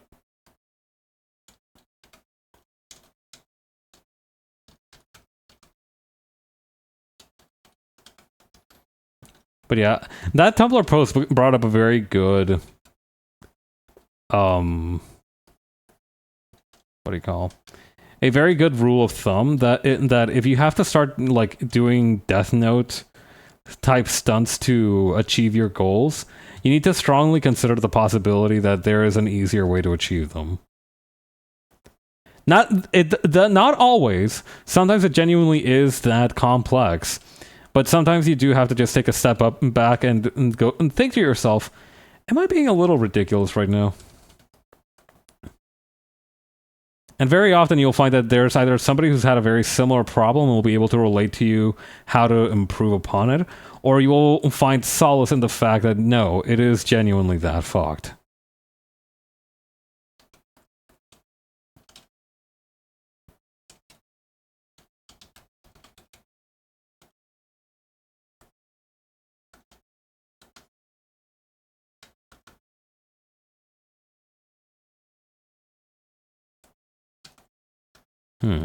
That's odd.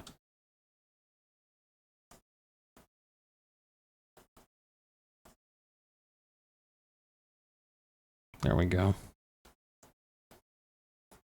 God.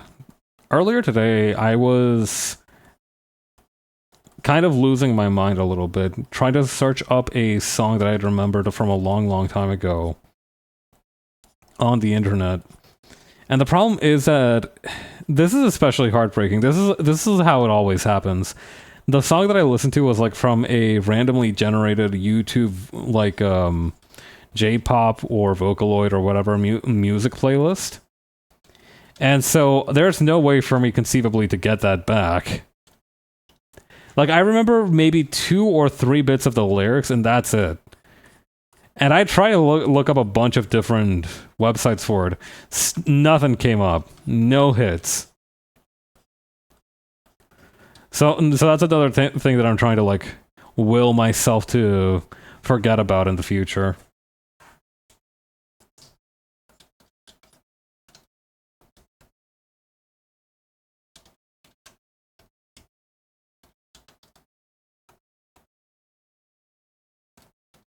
Okay, then over here.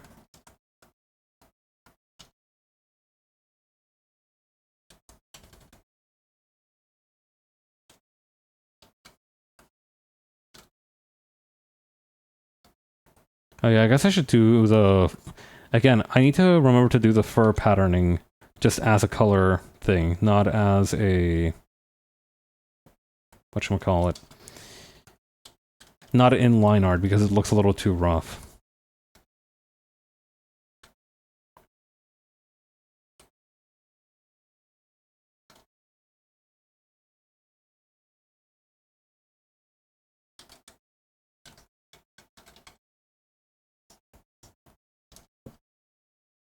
It's a little bit shorter than that.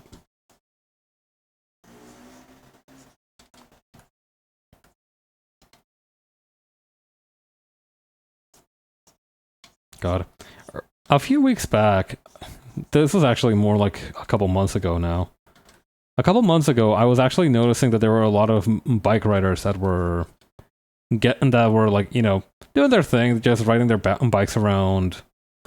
Well, they were motorcycles, to be precise. They were riding their motorcycles around, you know, just making a ruckus, having a good time. And I thought to myself, man, those guys are really out in force.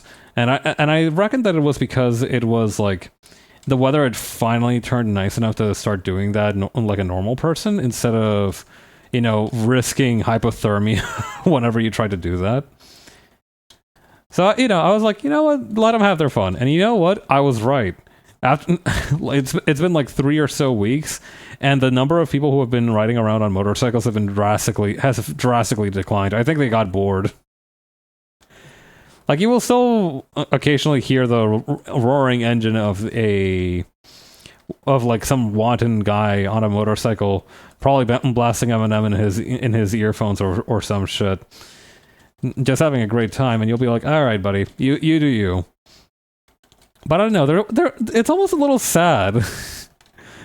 You know, like, these guys probably waited all winter to rev up their engines, and now that they're finally here, it's like, you know what, May is actually pretty long. I think we've had enough. I don't know, like, on the one hand, I'm happy for the noise pollution decreasing, but on the other hand, it feels like I just saw somebody's stream fizzle out a little bit.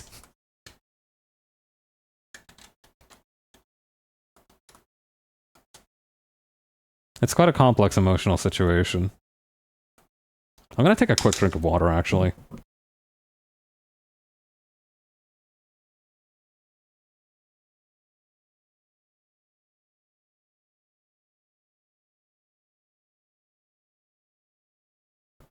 I was talking earlier about how I had a heap of lentils in my house because I wanted to make a soup. And I fucked up how much, and I really messed up the amount of ingredients that I needed for said soup. Like, I had genuinely forgotten how much, like, a cup of onions was. I'm like, a cup of onions is like 3 Spanish onions, right? Spoiler alert, it's much less than that. It's not even half a Spanish onion. And, this included several vegetables, including celery, carrots, and onion, in addition to some lentils that I bought. The good news is, I managed to freeze most of it away. The carrots, for example, and the onions and the celery are now in 4 different 4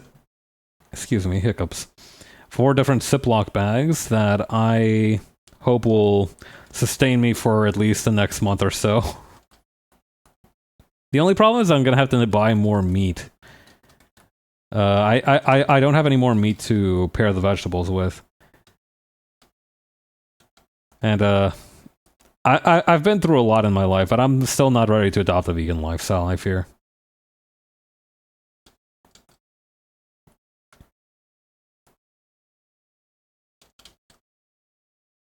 Wait, doesn't she actually have a jacket? Hang on. I remember seeing a model of hers with a jacket. It should be possible to research. Hang on.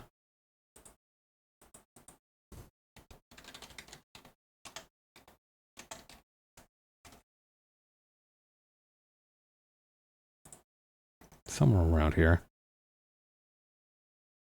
No, okay, I'm mistaken. Well, no, kinda.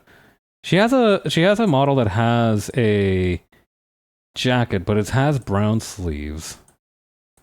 Or no, it has green sleeves and brown sleeves? It's a little bit... Hang on. I need like a more zoomed out version of it.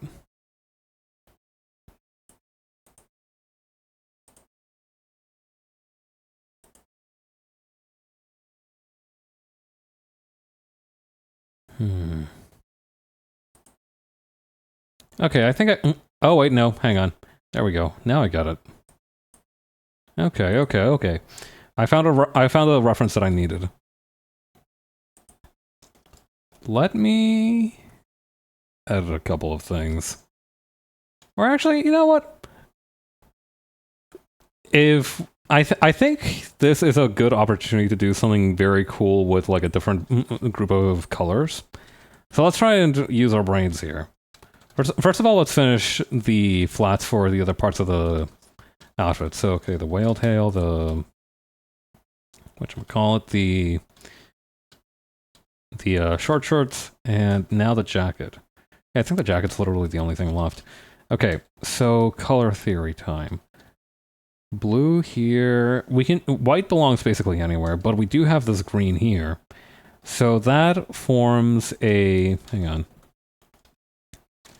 So if we are to plonk this color sheet down here, maybe in front of where the hyena drawing is, that'd be most helpful. Okay, so the blue from the shorts is around here. The green from the whale tail is around here. And the pink from the hair is somewhere over here. So that forms a pretty nice little triangle, right? And you can actually tell that they're similar in terms of like their... they're very similar in terms of like their saturation. Not super high saturation, but also still fairly vibrant. Which is a really good job, actually. And we have the... whatchamacallit, the light fur color over here, and we have the dark fur color basically in the same place, honestly. Okay. So there's a couple of things we could do with this. So we could try to use a... hang on.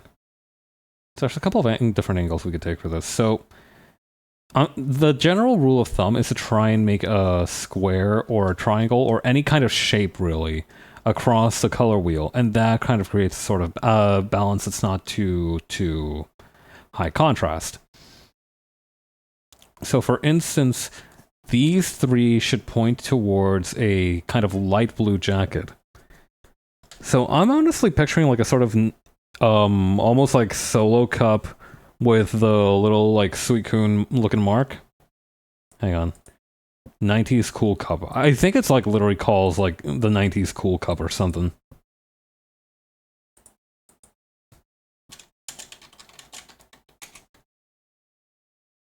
Jazz! It's called Jazz. A trademark design... oh shit, trademarked. That is featured on disposable cups. It's also considered an icon of 1990s culture. Became a meme and gained a cult following. Huh.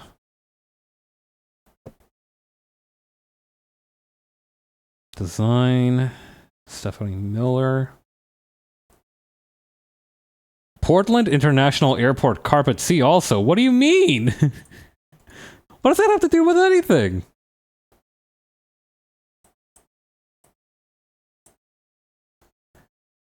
Portland International Airport features an iconic carpet. It's a geometric shape on a teal background representing the intersection of the north and south runways as seen by air traffic controllers from the airport's tower at night.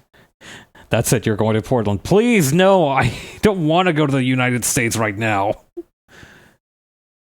The SRG partnership designed the carpet in 1987, and it was installed throughout the international airport in the early 1990s. In 2013, the Port of Portland announced the carpet's replacement with a new pattern conceptualized by the Portland-based firm Zimmer Gunsul Fresca Architects. There was a phenomenon that gained attention from local and national news outlets.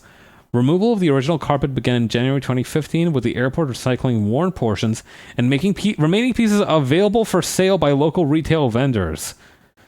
In 2022, it was announced that the iconic carpet would be returning to the airport when renovations to the main terminal are completed in 2024. The renovated terminal opened on August 15th, 2024, almost exactly, very approximately a year ago. The carpet has been referenced by Portland's NBA basketball team, the Portland Trail Blazers. Get out of town. Really? In what regard? In what way? Hang on. Airport. The 2022-23 city uniform, the team went with a black uniform with teal and silver accents, replacing the trademark diagonal strip inspired by the carpet found on the Portland International Airport. Hang on, I gotta Google something real quick. Everyone log off. I need to be alone with the 2022-23 city uniform. Holy shit. That goes hard. I like that a lot, honestly. Whew, alright. I don't know, the blue stripe is very, very fetching. I'm liking those shoes. Actually, those shoes. These shoes. Okay, so broadly speaking, it's not a good idea to put like white on white. But hear me out. If we go for like an almost like bluish sort of white, and use that as the basis for the outside of the jacket. Or maybe like a creamier kind of white, actually. Like a creamy yellowish white.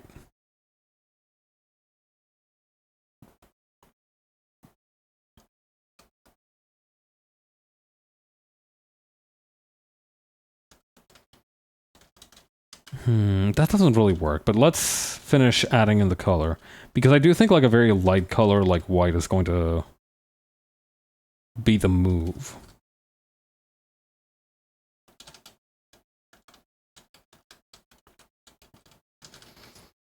Okay, so select color gamut, this one here.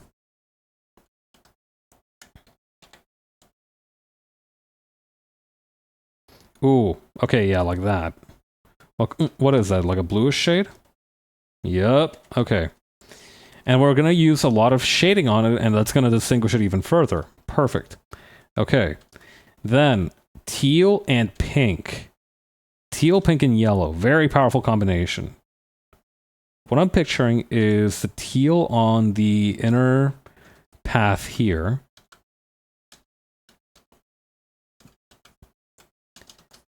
The pink on the outer edges here.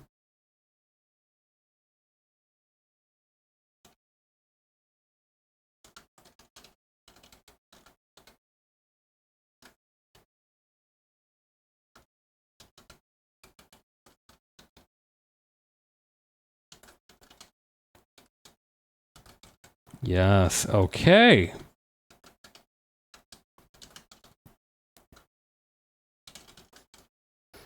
Honestly, I would still rather go to Portland. If I just got teleported to Portland, I don't think I'd be nearly as opposed to it as if I had to fly through the Toronto Pearson International Airport, my sworn nemesis of any really sort of transportation. There was a period in my life where I had to take 3-hour bus trips every weekend. And that I would still prefer that to having to go through even one trip on the stupid-ass fucking Toronto Pearson Airport system. Despite my best efforts, I continue to have to interact with that wretched place.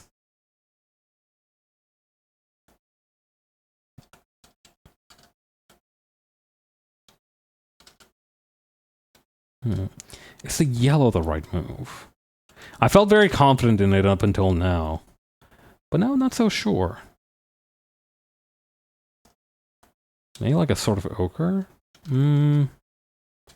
More cyan might not be a bad idea. I don't know. Let's do this. Grab these three. And yeah, something unharmonious. Oh, hey, hang on. Kind of watermelon pattern. That's not a bad idea. But not exactly what I'm feeling. Actually, I think I know what might be causing my issues with it. It's not on the same sort of wavelength as the rest of the... as the rest of the color palette, because you can notice that a lot of these have things that are trending towards like this part of the whatchamacallit, but this one's like all the way out here. That are trending more towards like the left-hand side of the color wheel, but this one is more towards here, so we're gonna need to clear that up a lot. Ditto for the hot pink.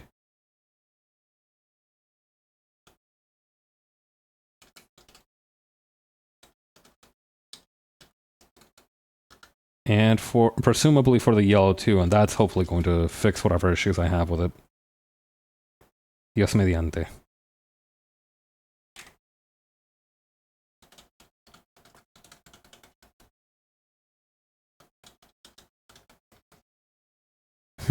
Close, but no. But maybe. Sort of.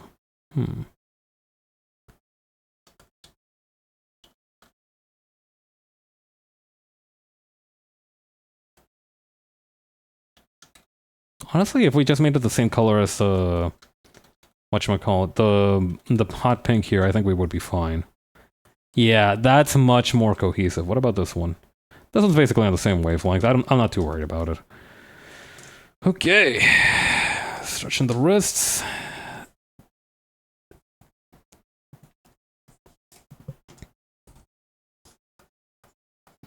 Right, and we also need to do the glasses on top of that. It is kind of interesting. I think I can position like where she's looking a little bit with the glasses.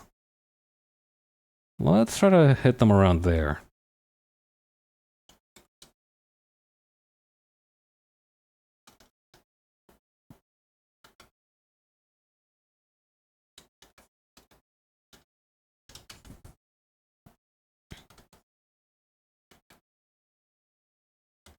Okay.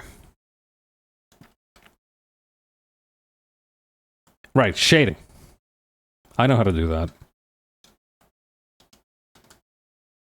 Let's start with a couple areas on the main sections of the fur. And again, trying to focus less so on saturation.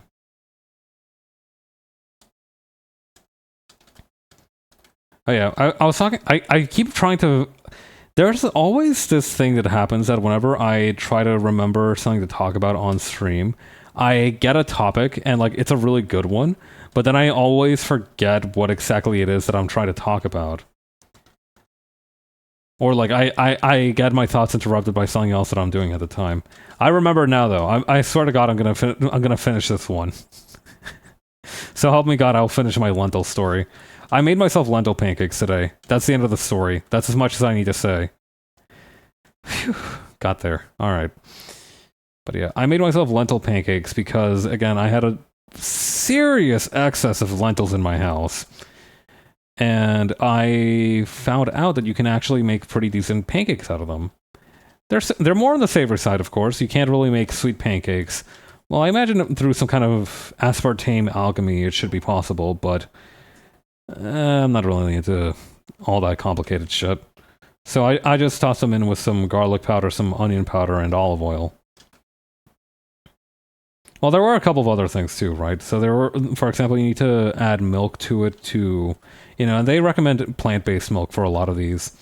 But there was some cumin, there was some garlic powder, there was some onion powder. I was tempted to throw in a little bit of paprika, but I decided to just go with the recipe for the first time. And it went pretty well, honestly. A little bit too much salt, I think. They asked me to add some soy sauce to it and also some salt. I think you could quite honestly get away with just the salt or the soy sauce.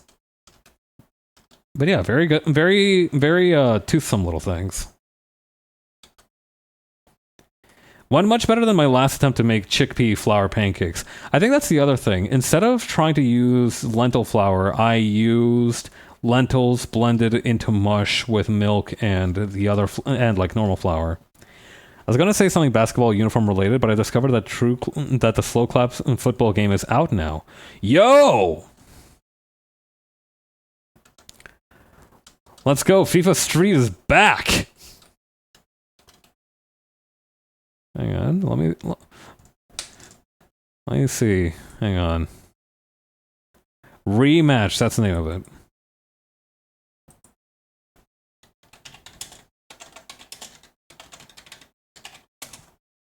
Let's see. Rematch on Steam.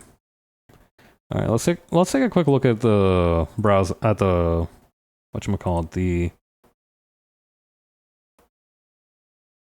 trailer for it. You are vulnerable in possession. Ooh, okay. Keepers are sweepers.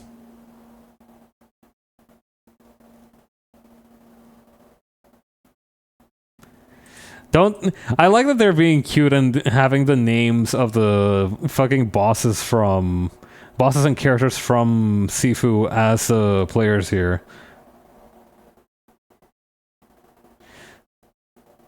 There's that guy Sean, there's Yang. Okay, yeah. It does just seem like a competently made football game. I don't see... I don't know, it just seems like a very competently made football game.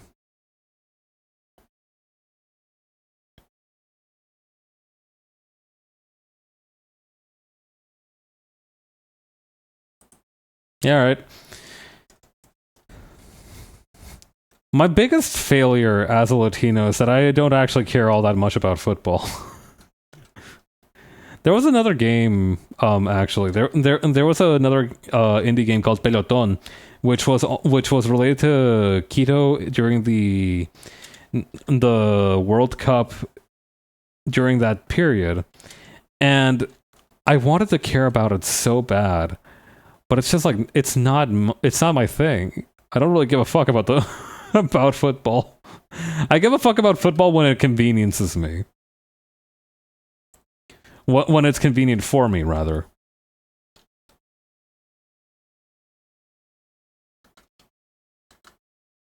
Like, if I have an agenda to push, then 100% I give a fuck about football. Otherwise, I am at most neutral on it. Like, the other day I saw Mexico had an opportunity to beat like the US in a championship match, and I was like, all right, for Mexico, I will root for you. And they did win, so, let that be a lesson to you.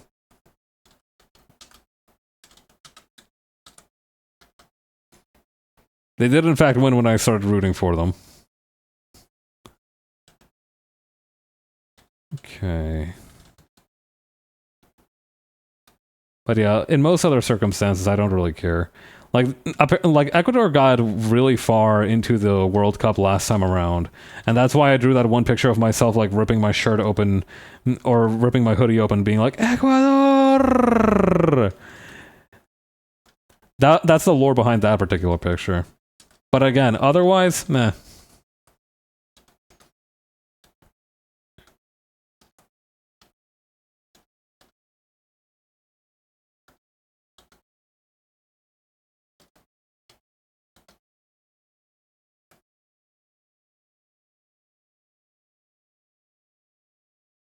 Oh wait, there will be a little bit of a gap right here.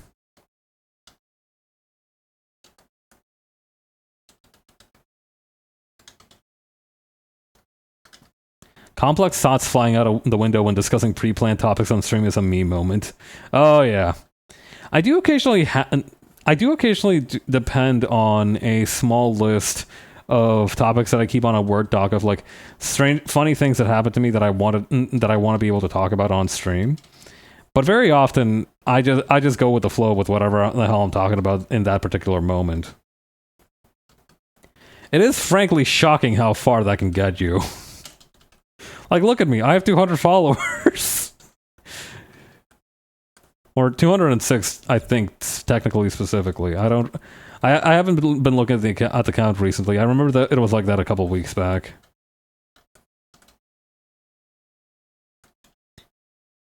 That's why for me, it's very important to...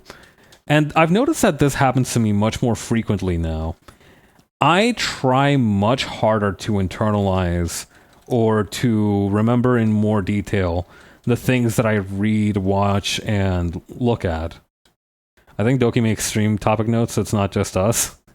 Yeah. No, I do imagine that everybody has, like, a wish list of things that they can talk about, or, like, you know, if they're very excited to talk about it, they can discuss. That doesn't seem all that strange or unprofessional. In fact, it seems quite the opposite. Mint? Okay, that makes much more sense, actually, because Doki doesn't seem... If I'm a black box, then Doki, I feel, is like a black hole box. Hi, Leah, how you doing?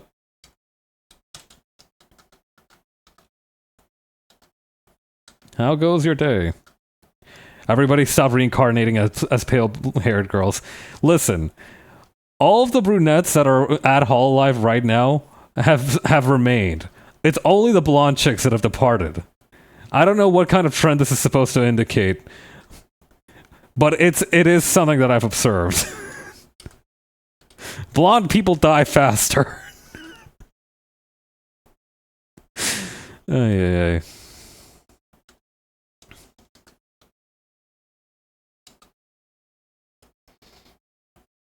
It is frankly shocking how few, like, genuinely dark-haired girls there are running around in the Hololive office, in like the Hololive production team. Once we lose Okami Mio, it's fucking over. Once we lose Subaru and Okami Mio, it's over.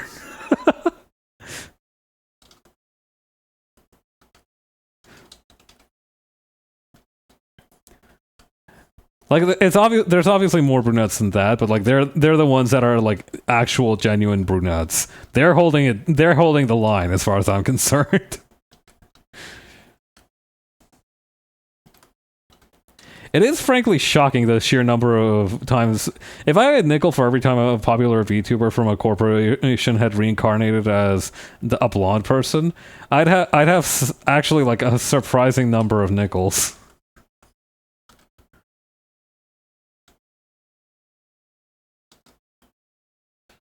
I could buy some beef jerky with that many nickels, I could tell you that much.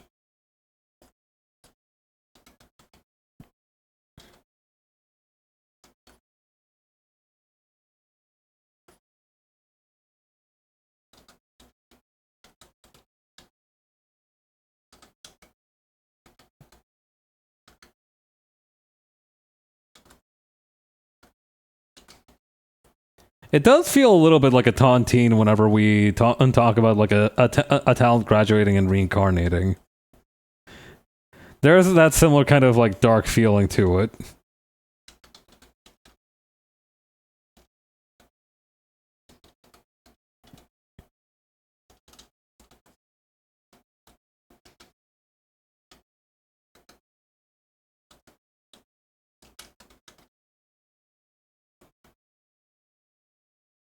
Okay, then over here.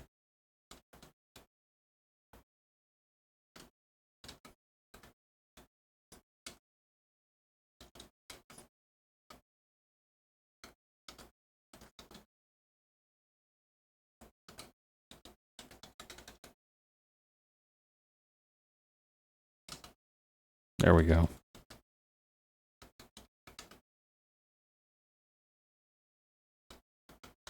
Actually, I might make this taper out like this.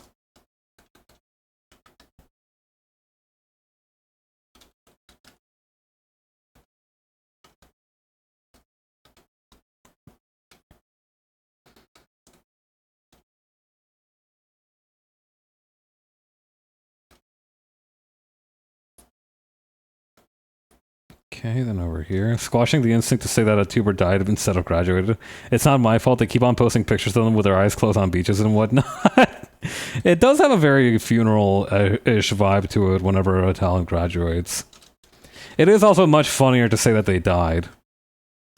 I do think that my barometer for saying died versus reincarnated or whatever is very much like how much personal affection or hostility I have towards the talent in question.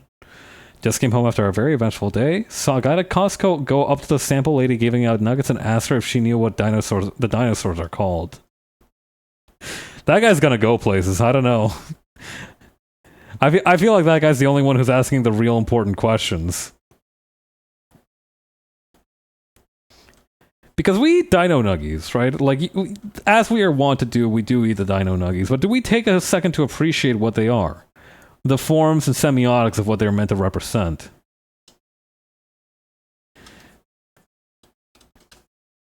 Yeah, no, it is also really funny regarding the VTuber graduation shit.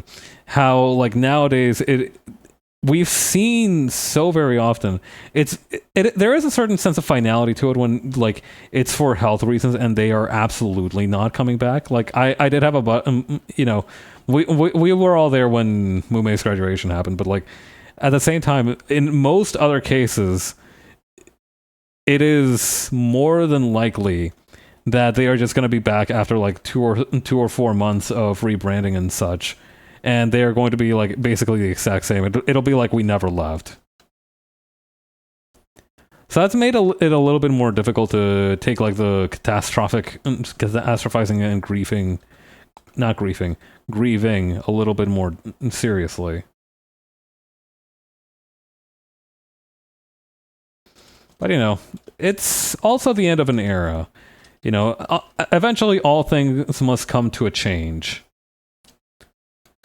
And you know, that can be a scary time. It can be it feels like you're not going to be able to see them in the context that they were ever again.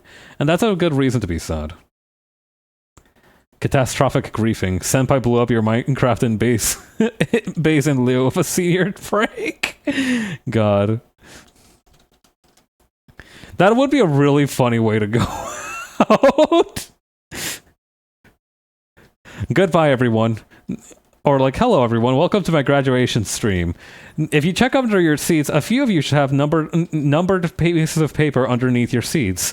That's not for a prize drawing. That's the deactivation codes for the bomb. So you guys better figure out the sequence quickly.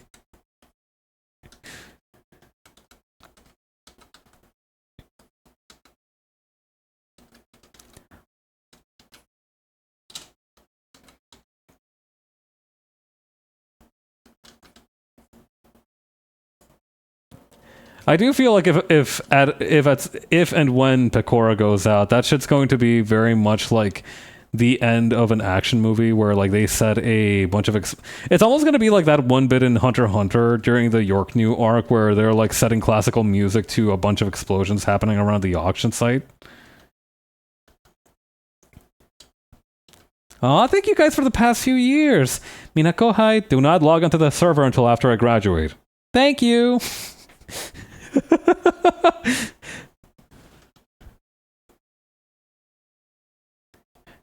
Everyone log off the Minecraft server with Senpai. I want to talk to her. I need to be with them alone for a minute.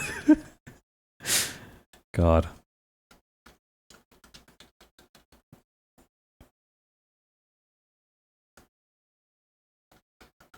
Senpai has departed to the Kunlun Mountains to learn the ways of the Shaolin monk.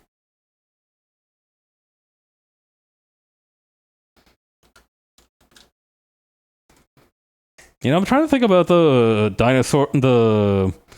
dinosaur shapes that the chicken nuggets are supposed to be based on. One of those is definitely like a Spinosaur, right? If I remember what a Spinosaur is correctly. No, okay, I'm definitely not remembering what a Spinosaur is incorrectly. Common dinosaurs. Always weirded me out that there's not exactly like a T-Rex shape. They always just look like more or less the same sort of shape. This one, it is a stego. Oh, wait, I thought the Stegosaurus was the one with the really long neck. What the fuck? Hang on. Stegosaurus. Is Stegosaurus is the one with the... Okay, so it is the Stegosaurus that's like the main shape for the chicken nugget. Why did I think that a Stegosaurus was the one with the long neck? Bronto? Bronto is also a long-necked fucker. I remember that much. Brontosaurus versus Brachiosaurus. Oh. It's over. I've already depicted you as the middlingly necked Brontosaurus and myself as a long-necked Brachiosaurus.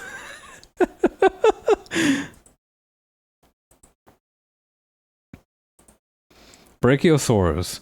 Okay, 155 million years ago. Brachiosaurus is gigantic and herbivorous, and... Huh.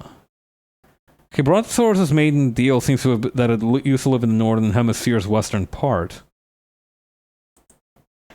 There's a bunch of different fucking long-necked freaks running around. Epic rap battles of history. Just picturing like a Brontosaurus rapper that has like 50 million different gold necklaces because like they just have that long of a neck.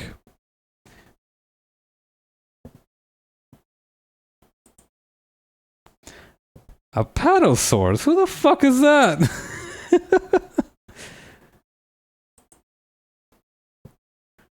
This image kind of goes hard, honestly. I like it a lot. I think it goes hard. My guy, the Brontosaurus versus the world. Or Brachio... No, that's a Brontosaurus, I think, because the Brachio... Wait, no, I think that is a Brachiosaurus. Beastar sequels about dinosaur rappers. I do think that is genuinely kind of a hot concept. I do think that has some insane legs.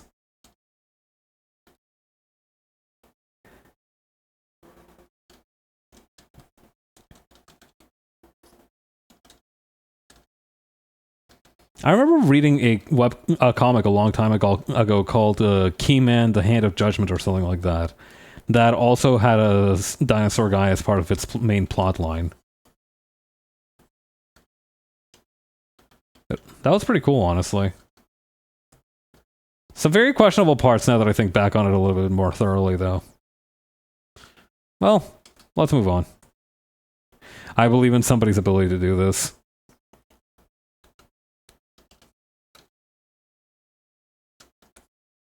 Honestly, I do think epic rap battles is history. Wait, no. Actually, it would need to be a collaborative effort between epic rap battles of history. And do you remember Tierzu? Do you remember that guy Tierzu who does like ironic, not really ironic, but like joke tier lists? Well, not even really joke tier lists. Like hypothetical tier lists of like different animals and like framing it as like video game buffs and debuffs and builds and character shit. I feel like a collaboration between that, the people who run that channel, and the Epic Rap Battles of History guys, that would be the kind of legs we need to get this off the ground. That would be my wish list team for this endeavor.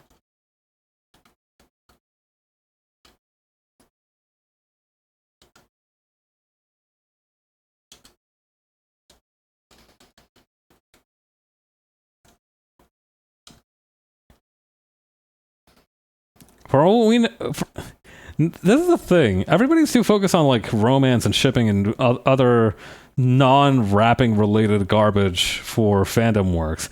We need more dudes making like bars about the different characters. Like imagine if somebody made like a rap about like Chilchuck from Dungeon Meshi. I know those would be insanely good. There's a lot of room to work with there.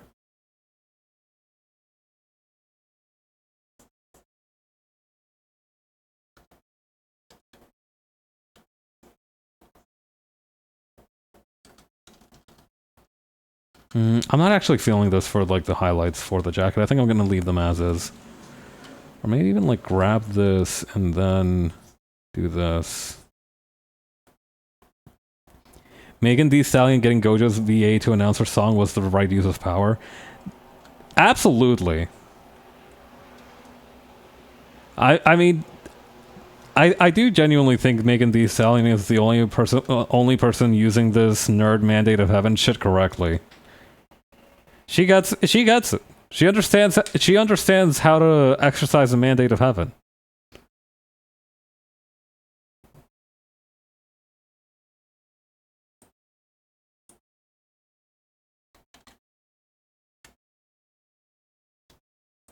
Okay, let's leave that alone for now and focus on the rest of the clothes and body parts.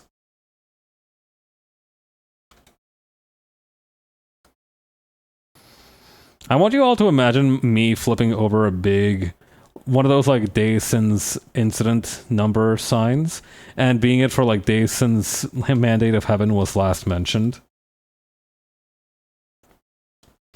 I feel like it doesn't come up that often, but it's come up often enough that we should have some kind of counter running for it.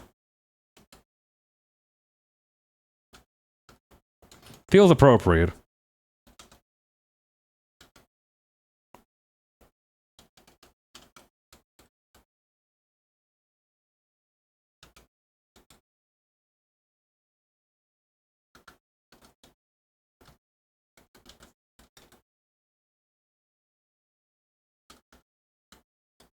Okay.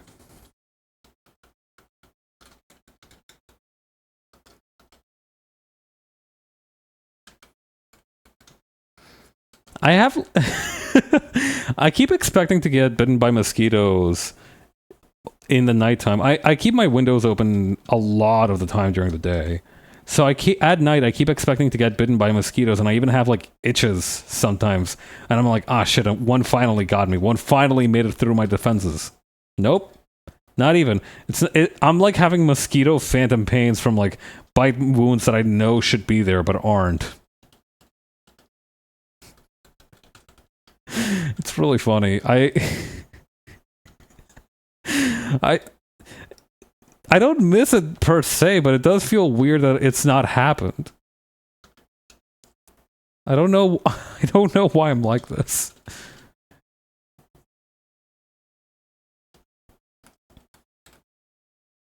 Either mosquitoes have gotten a lot more delicate with their proboscis, or it's genuinely just that there haven't been that many mosquitoes in my vicinity this year. Both of those are very strange potential outcomes. I don't know. Maybe mosquitoes who don't actually like leave behind like super obvious bite marks and super itchy bite marks got naturally selected because the ones who did eventually all got slapped out of existence.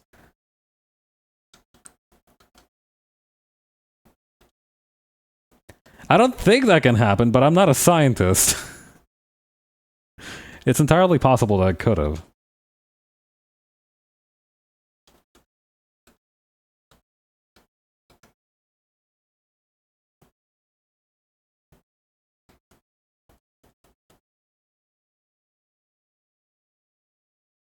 Okay, then over here.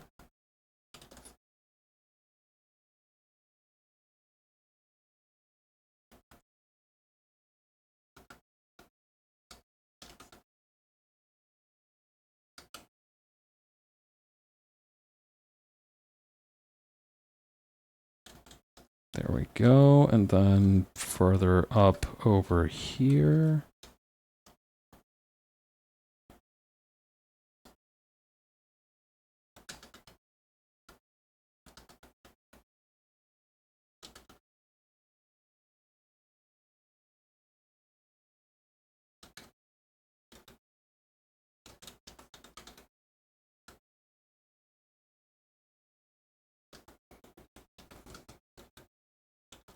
I don't know, there really aren't any mosquitoes this year. That's actually kind of concerning on an ecosystem level. Like, don't get me wrong, I'm not going to complain, but I would be a little bit concerned.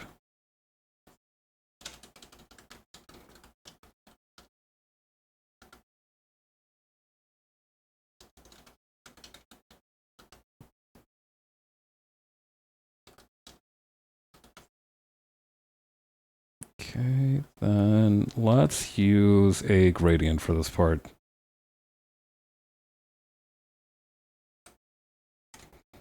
We can probably leave out the sleeve. I think that's fine.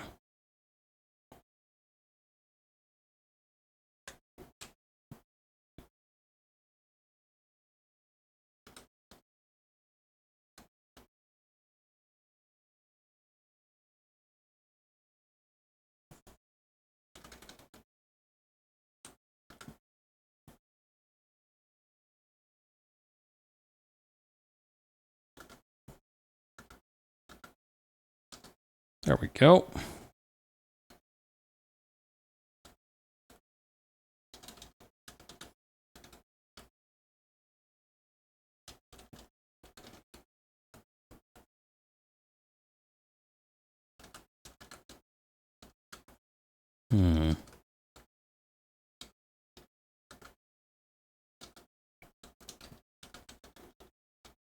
It's missing something up here.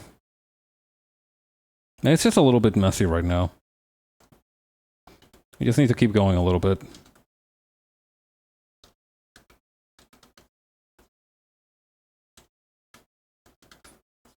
Oh yeah, we should also do the whale tail and everything down here first. I mean, I already did the shorts. I think it's only the whale tail.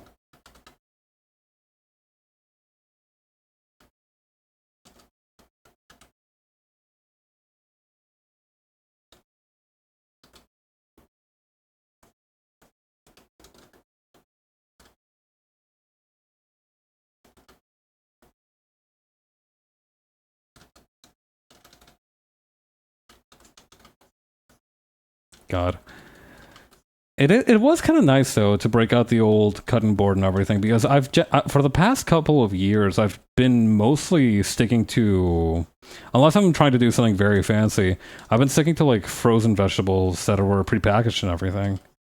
So I don't know, there was something nice about just, like, chopping some celery and, you know, defibering it and everything. I wouldn't necessarily say that I miss it, but it was a nice experience to go back to.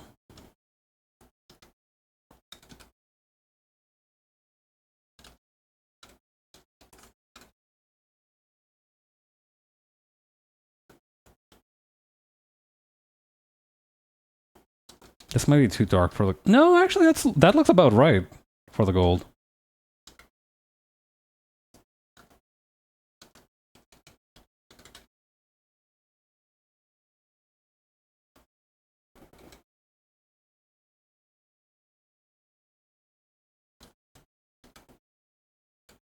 Okay, we can just do this for the inside of it.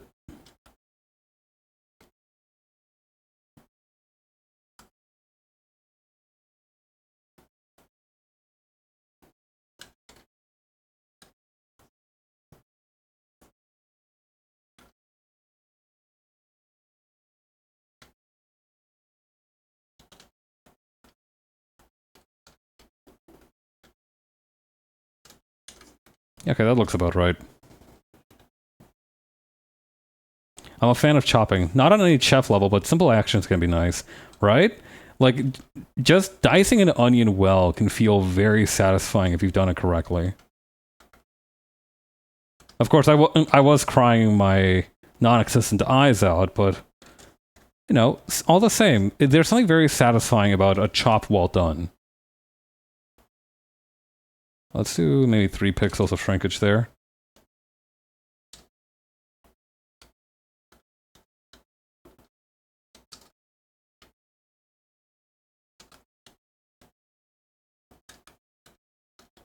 Okay. Now we also need to use the highlights and also the whites. So let's grab those real quick.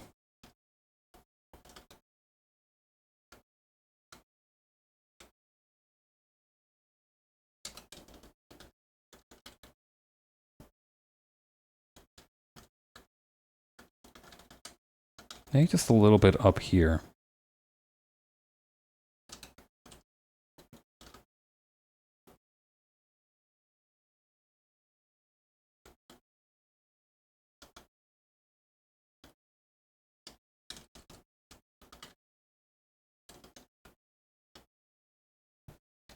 Okay, then...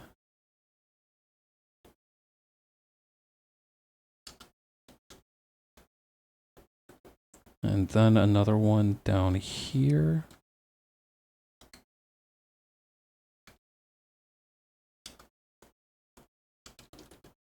Not quite. I do think there would be like a sort of rounded highlight over here.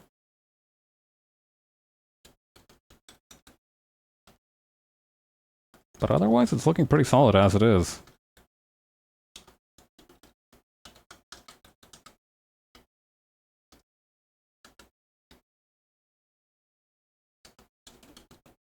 No, that looks too much like I'm just making like a caramel band or something. That looks better.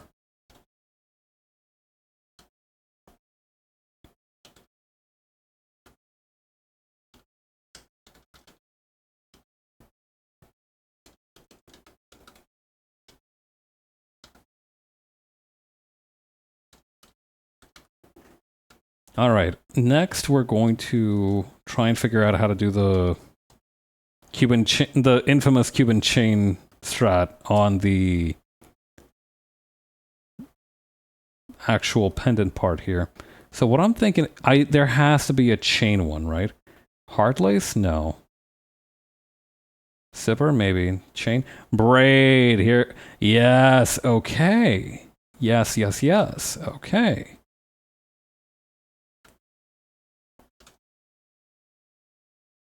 This is the way.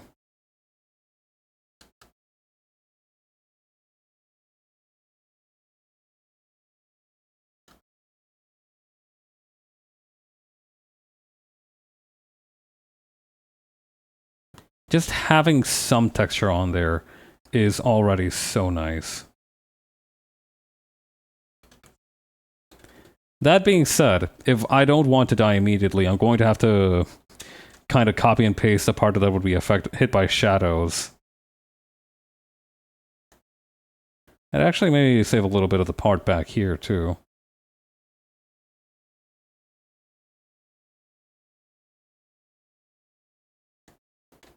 Okay, copy and paste that, and then lower luminosity and set up saturation.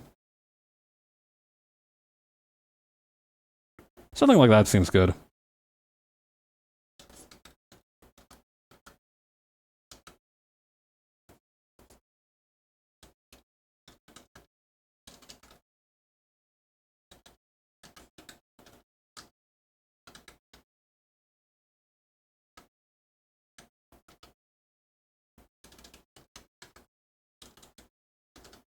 Honestly, I think that's a pretty good job. Well done. That's functional for our purposes. I do think I need to...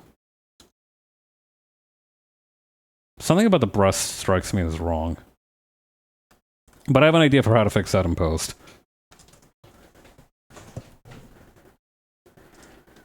Let's not worry about it too much for now.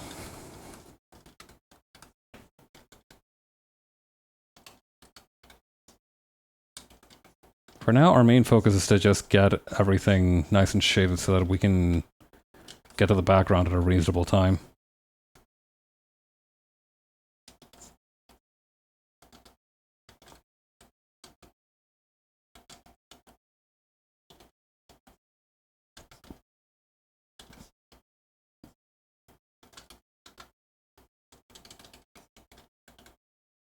Okay, then over here.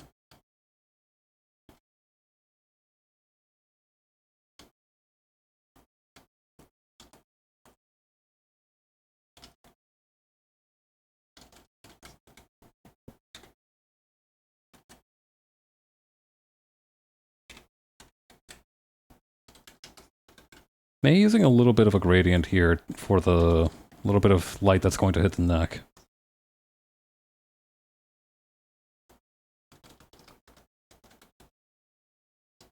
Honestly, that's fine.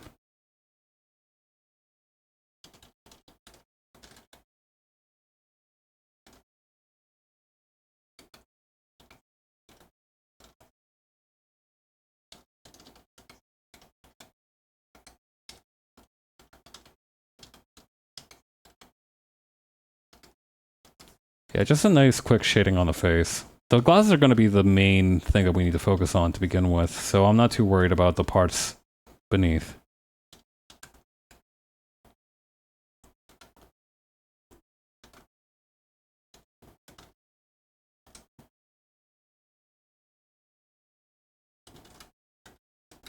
Okay.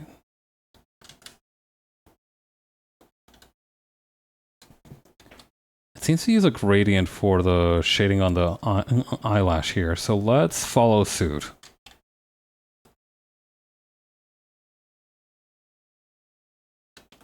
Of course, we can throw in our own little twists and turns here.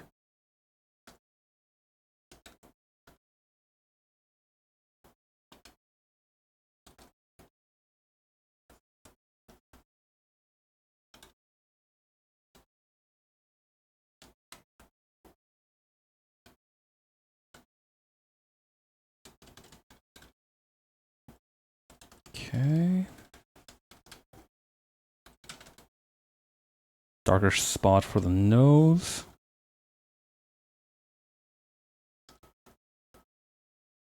Little bit of texture on top of there. Maybe smaller than that.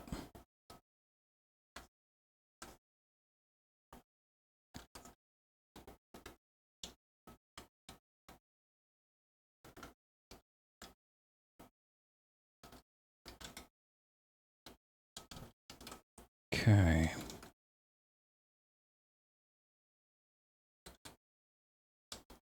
Yeah, we're getting into the slow phase of the drawing where it's mostly, I call it carpinteria because that's what like my family calls any kind of part of any process that's just like ticking and tying. It literally means carpentry. But yeah, it's like carpentry. It's just very slow, very methodical application. Some adaptation for sure, but otherwise you more or less know what you're getting into.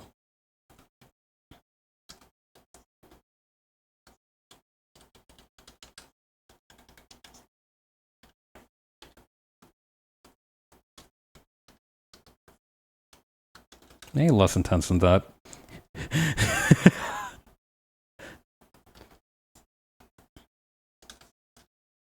I don't know if it was a religious thing, honestly.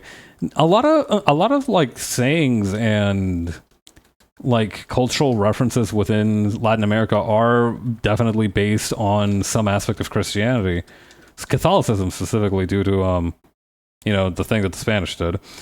But I don't know if this one in particular was a Bible shout out.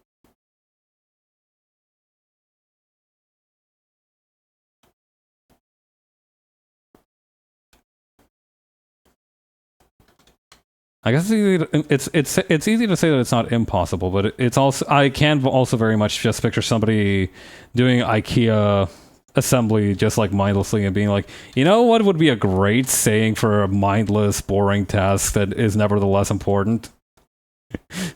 I could very easily picture some like frustrated Latino or Latina who's been assembling IKEA furniture all day to say that.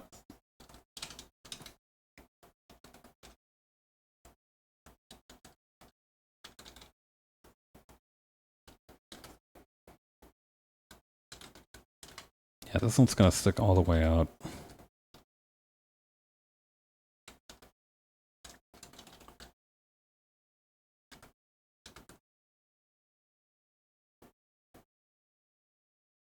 There is just something so unbelievably cute about pink hair.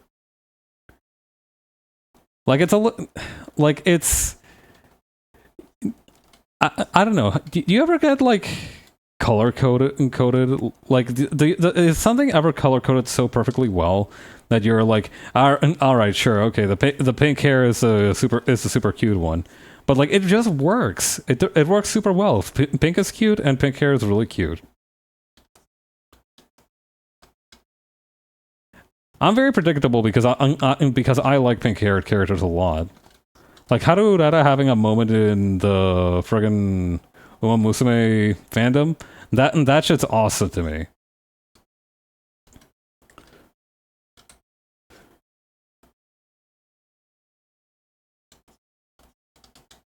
I do think it's also really cute, that one picture that the stable owner posted of the IRL Haru Urara wearing a tiny little crown.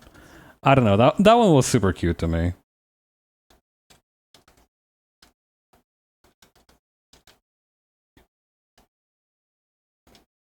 But yeah, the surprise of absolutely nobody pink hair, it makes somebody really cute.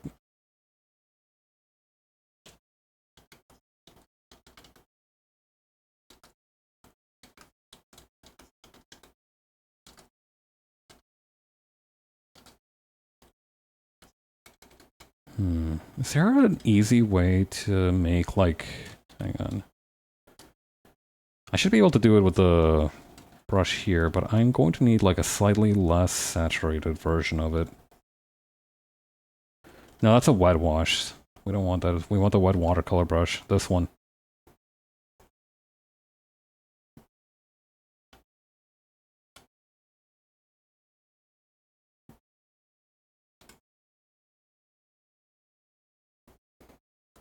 And then just blend it out.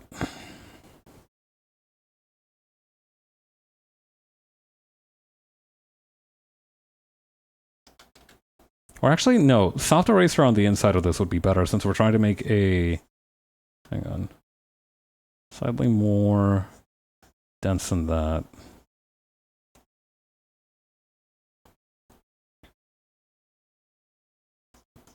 There we go.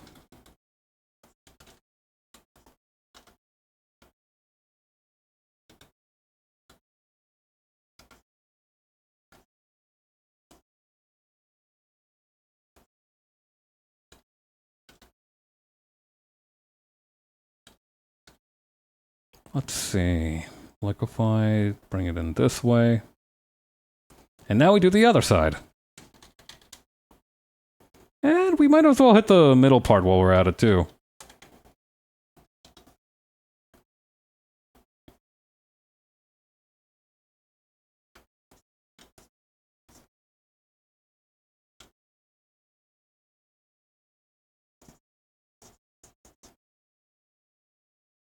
Okay, then blend it out like this. And then what we can do is we can bring it all in with some hair highlights. Maybe not like that. Maybe closer to this.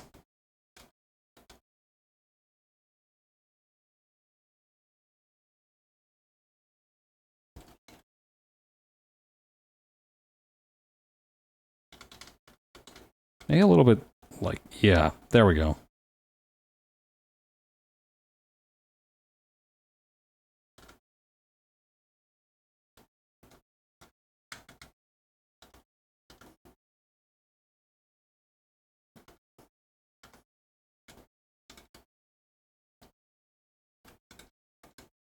And we can add a couple little highlights here and there, too.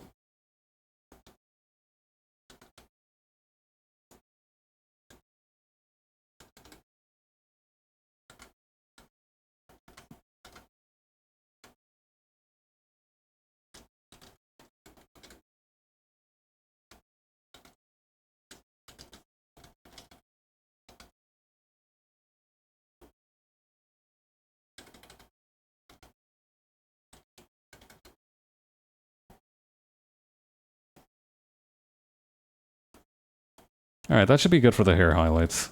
We can also add just a little bit of extra stuff back here for the little cowlick. Make sure that antenna's got some clear reception.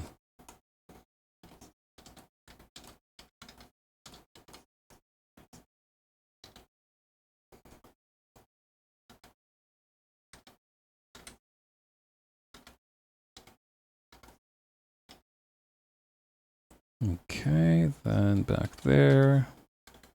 That's actually a little bit too high. Let's nerf that a little bit.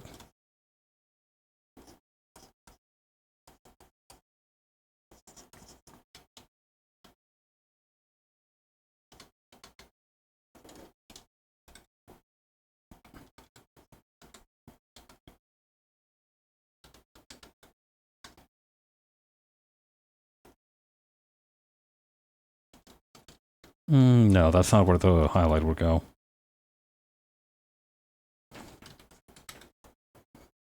And we can do something similar for the hair back here.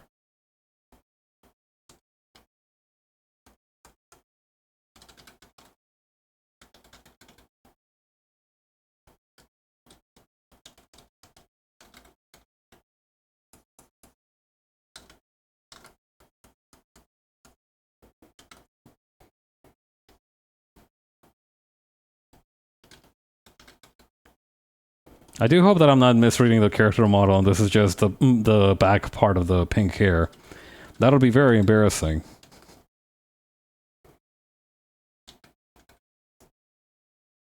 Well, we all do we all do the best we can. Nobody's perfect.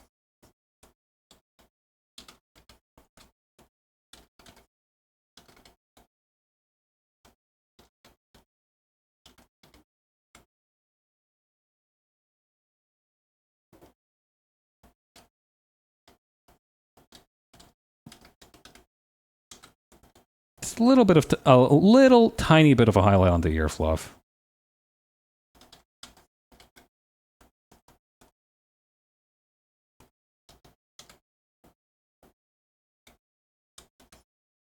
Okay, and what I'm thinking as well, actually, right here for the snout, we're going to grab this top part.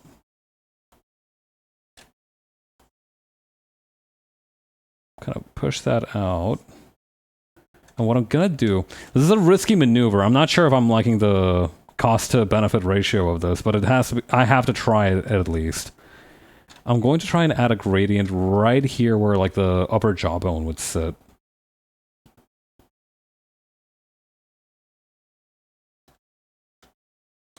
Not bad, but not that impressive. I think we can do better.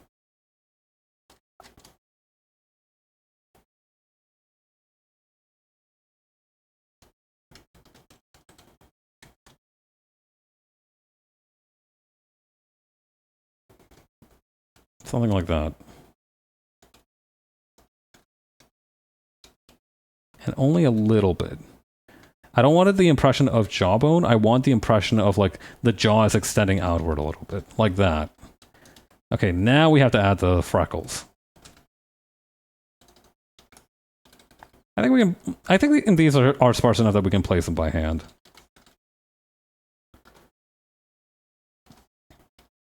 We don't need to get out the John Deere noise brush for this.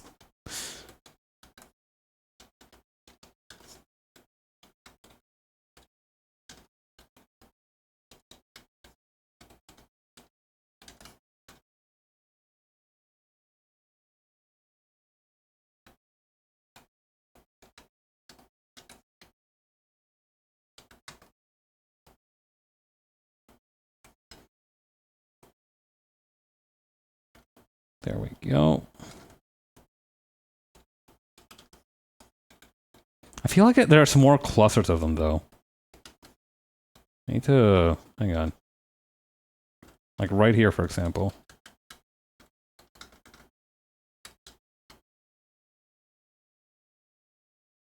To really go ham on these.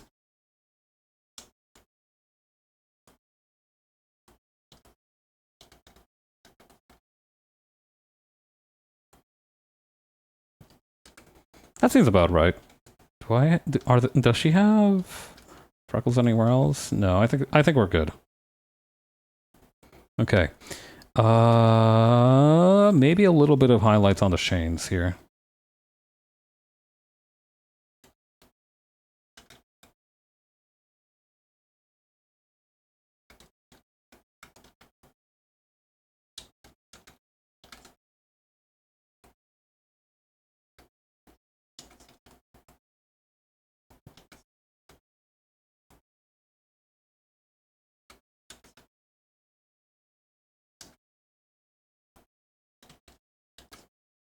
Oh yeah, this one might take a minute, but I do think it does add a lot to the necklace. Or pendant.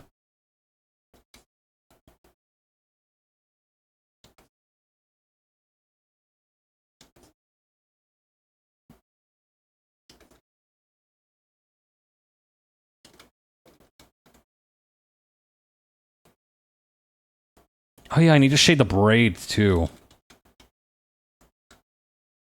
Let's just do that quickly while we still have it fresh.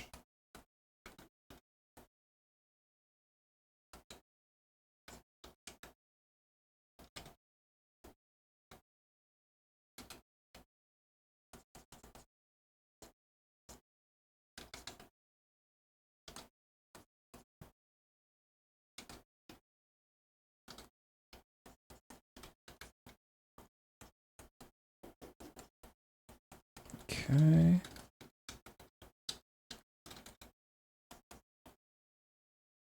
Just gonna add a little bit more detail here. Yeah, because the brush strokes are a little bit too thick on the ones that I did earlier. I think I was taking too much of a eagle-eyes perspective on this. Or bird's-eye perspective on this. The parts up close are also very important, after all.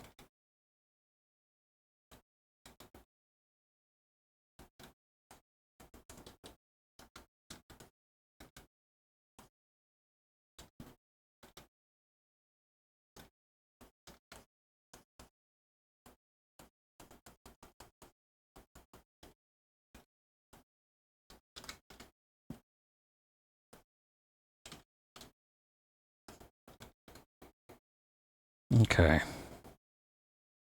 Next, we need to... Oh, there should be a little bit of a gap here for the air intake.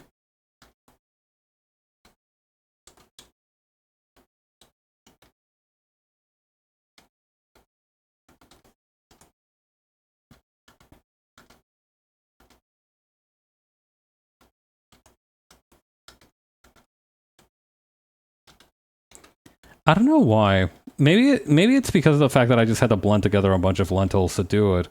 I feel like making pancake batter for normal pancakes is much more difficult than making lentil pancake batter. It's so weird. Like, I feel like if I'm making pancakes, I basically need to get ready to bake. But for the lentil pancakes, it was much less involved of a process. Emotionally speaking. It's quite strange. I can't explain the phenomenon myself. It's definitely a psychological thing, though. I assume. I mean, it'd be weird if it wasn't.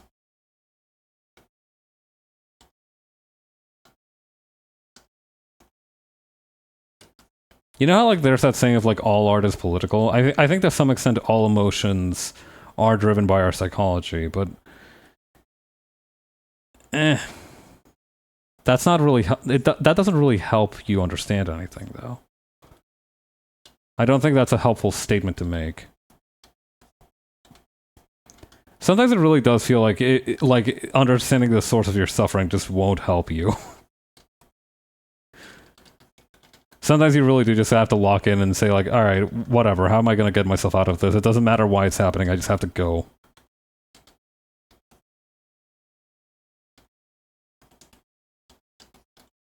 Maybe that's what they call like solution-oriented thinking or something. It is really funny to make the distinction between like solution-oriented thinking and just like the ordinary, completely understandable reaction of I hate this and I want to leave. Like, I remember that there was a story from like the development of Fallout where the main guy who was developing Fallout, I forget his name, but the guy who originally developed Fallout and developed the Fallout engine that the games ran on, he basically coded that engine, or, you know, the prototype of it, in his free time at his day job at Interplay. And the reason he had free time at his day job at Interplay is because 80% of the time they just had him doing sucker work, making installation wizards and loading screens for games. So he actually basically made himself an installation wizard, where he would set a few different settings and just let that thing kind of like automate itself out. And, you know, he didn't actually tell his bosses about this, I don't imagine. And he used that spare time to code that engine. I wouldn't necessarily call that solution-oriented thinking. But damn if it didn't create a solution. So, whatever ends up working is the right method, I guess. That's a better way to approach it. Still really funny to think about how that conversation must have gone down. Like, you know, this is a really impressive game engine. What did you have to coded? Don't worry about that. Like, just imagining the kind of smooth recovery you would need for that.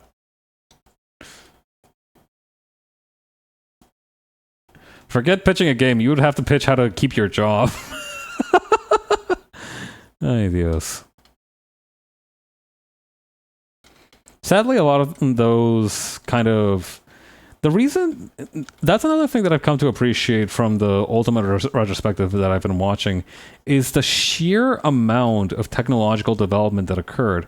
Like, just comparing Ultima 7 to Ultima 1, which had about a decade of time between them, it's like, it is a gob-stopping leap in technological quality.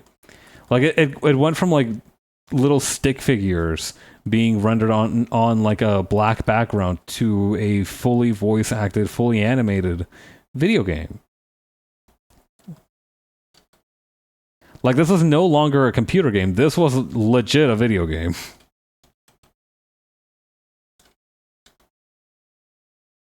You know, you come to appreciate that a little bit. You also come to appreciate the fact that a lot of the technological advancements, I don't know, it does feel like only very specific, like being able to innovate on a game engine or being able to create something special like that has become something of a territory for larger studios only.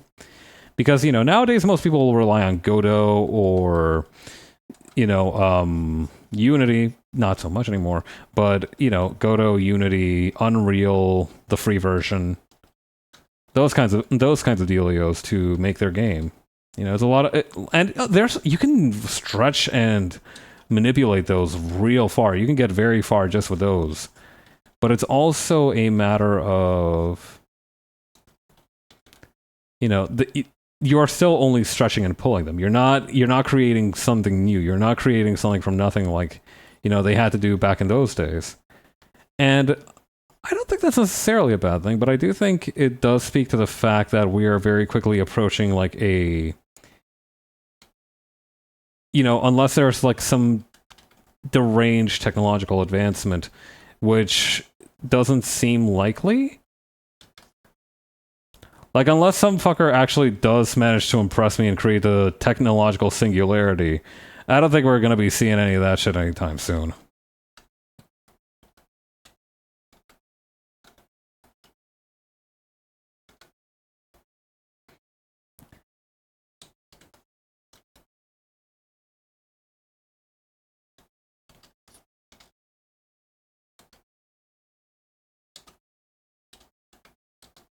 Okay, then over here.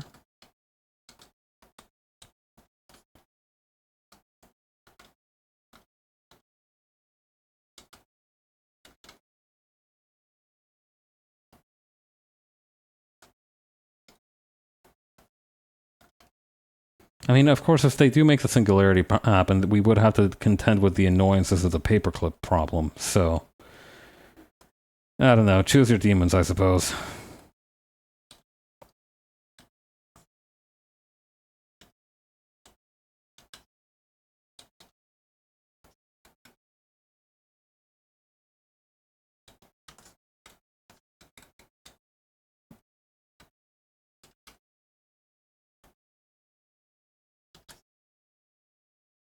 The exciting part about doing round-rimmed things is that you can basically just kind of freehand it a little bit.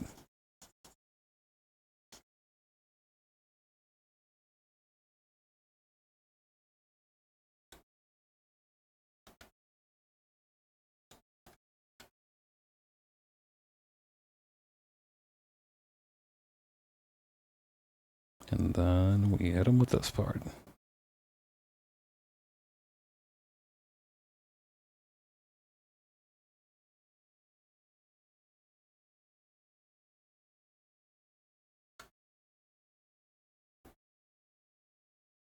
Okay, then up here we're gonna do something like this. That doesn't look right. Okay, we might have overdone it a little bit. But we were on a good track. I don't think we had the wrong answer. We just didn't quite have the right one. Maybe with a brush instead.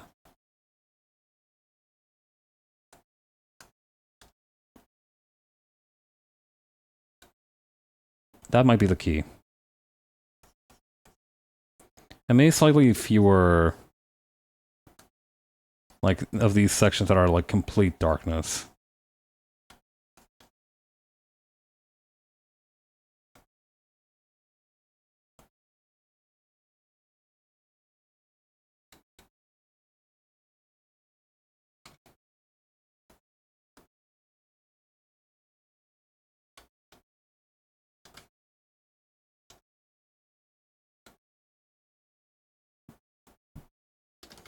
Okay, then this is gonna come in like this.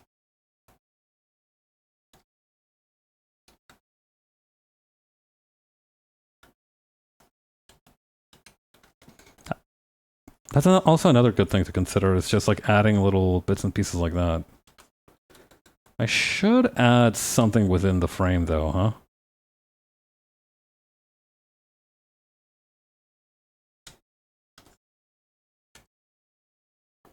You know what? I hadn't even realized that the jacket is now like the transgender colors. Nice.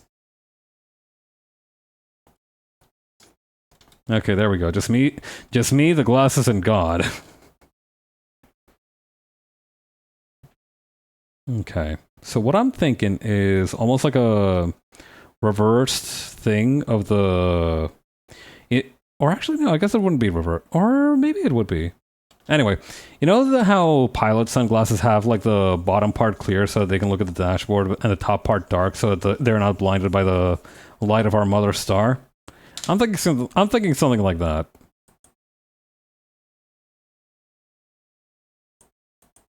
Oh shoot, hang on.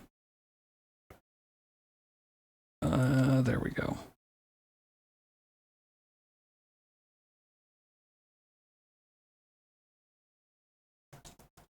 And maybe just a little bit.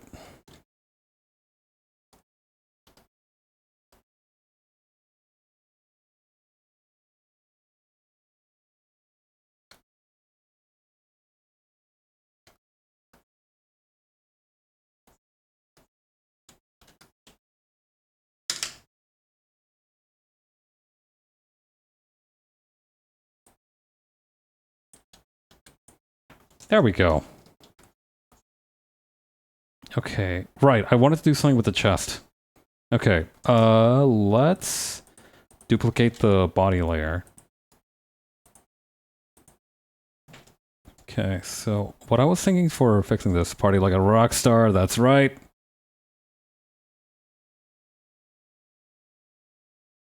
Okay, so what I was thinking is just using the shrink tool over here. And that way it creates more of a natural slope. Like that. Although then I would have to also go back up here and correct some of the shading so that it looks a little bit more natural. Falls a little bit more naturally. Not like that. That doesn't look natural at all. Let's try this.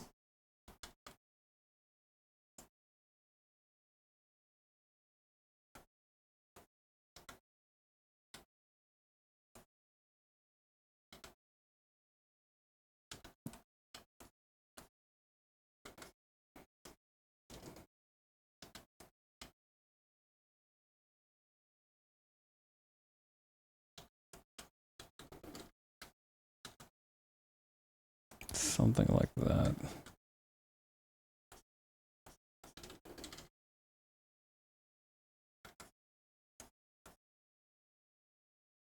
This feels like the right answer, but it also sort of doesn't.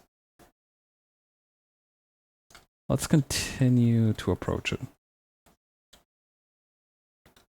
Unless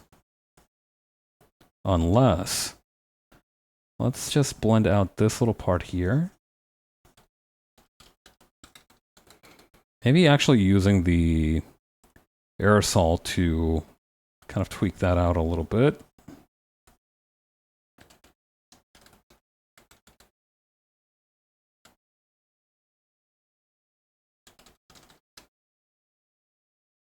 Yeah, well, that seems about right.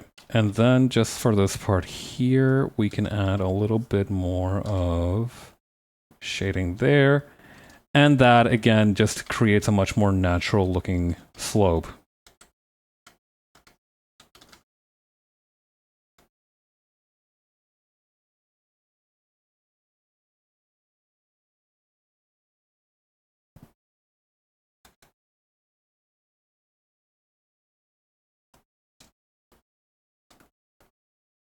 Yeah, no, this is definitely something that I needed the Liquify tool to fix. This would have been such a pain in the ass to fix normally.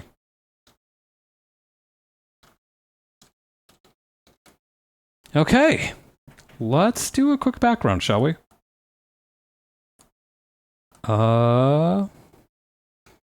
Actually, you know what?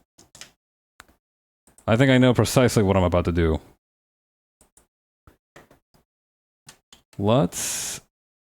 So do y'all remember our dear friend, the Portland International Airport thingamabob? Where do we have the... Aha. So I'm thinking very similar patterns to that.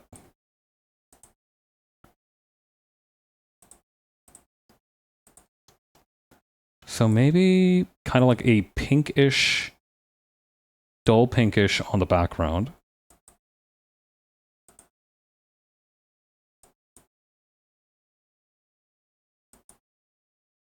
What in the... Oh, I see. These must have been when I used the ice cream brush tool. Oh, that's easily fixed.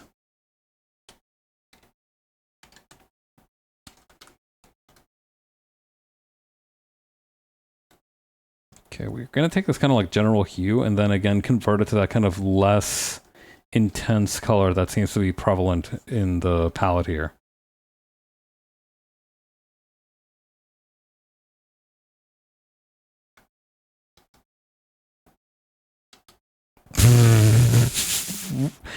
Cannot emphasize how funny it is that just the glass they're free floating in the void.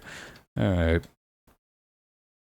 Okay, and then I don't know what other color to add though. Maybe the blue again, and maybe we can do the jazz cup kind of stroke.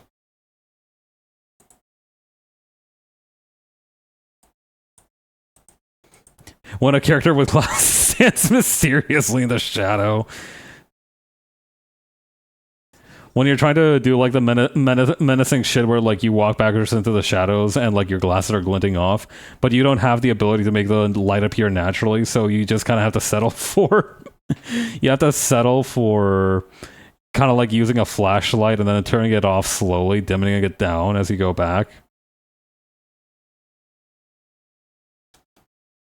Hang on, let me take a look at this without the orange lighting on my desktop. Because I fear the lower contrast thing might have killed it. Yeah, a little bit. Also, the pencil texture is a little bit much. Let's try that again.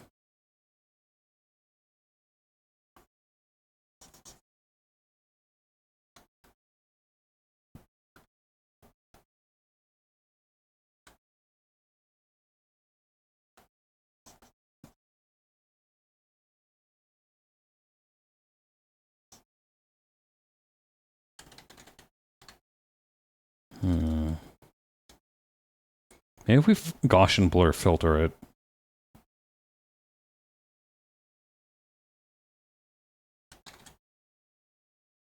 There has to be something more we can do for this. Or actually, you know what? I do think there is something we can probably do. So let's select this part here. Solid color gamut, this one here.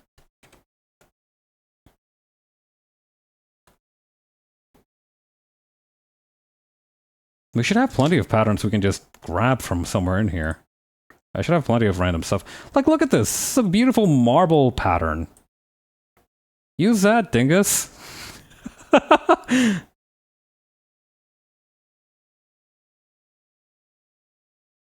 Or actually, I think the opposite might be a good idea. The green stripe unharmed, the pink stripe, the pink background has the... That's odd. Do these not insert as material objects?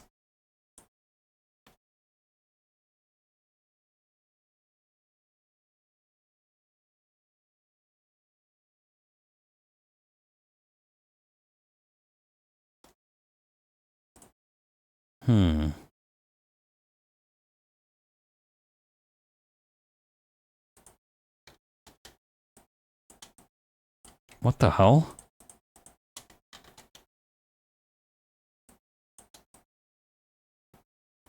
Kind of like that? It's kind of going good.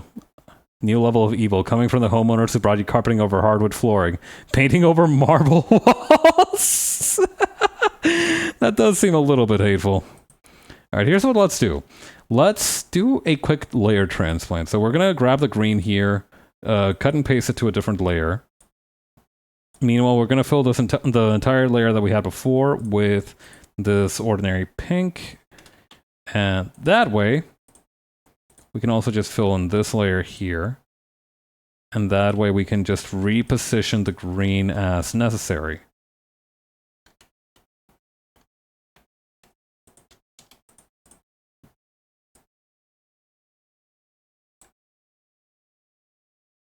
Okay.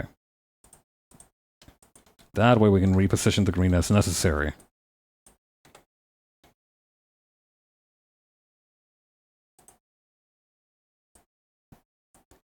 Like a museum thing. Honestly, I could see that. I do actually like the kind of like museum outing this has. I do think we need a different shade of green, though. I don't think this particular one is kind of working in our favor.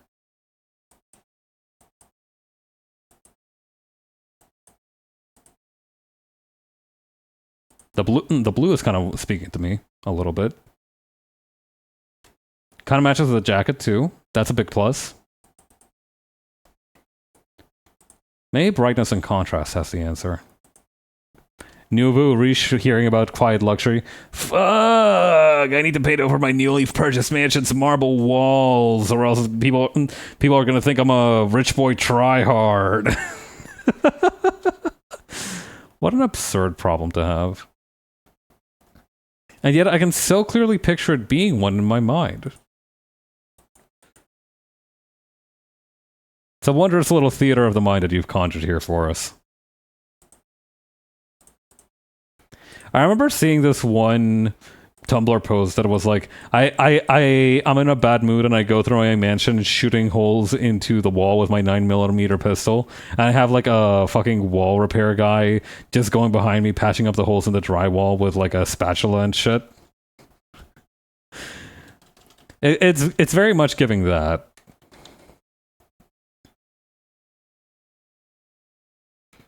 I don't know, the pink is all the kind of like magenta back there was also going pretty good. But I'm a big fan of the blue. I'm a blue type of guy.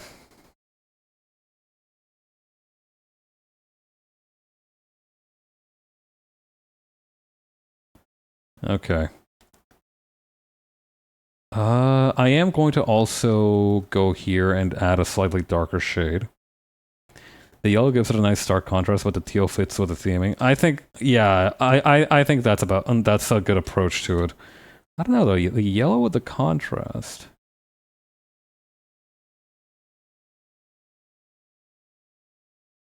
Hmm.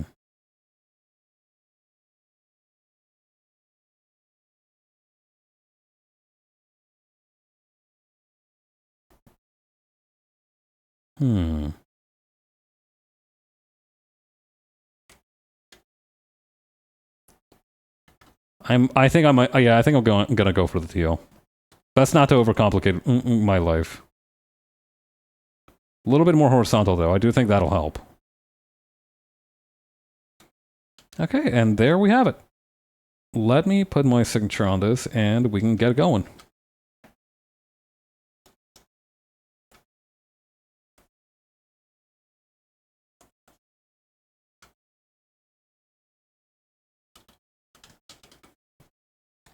Hey, a little bit brighter than that. There we go. All right. Good work, everyone. I hope you had a lovely day. I hope you had some fun here.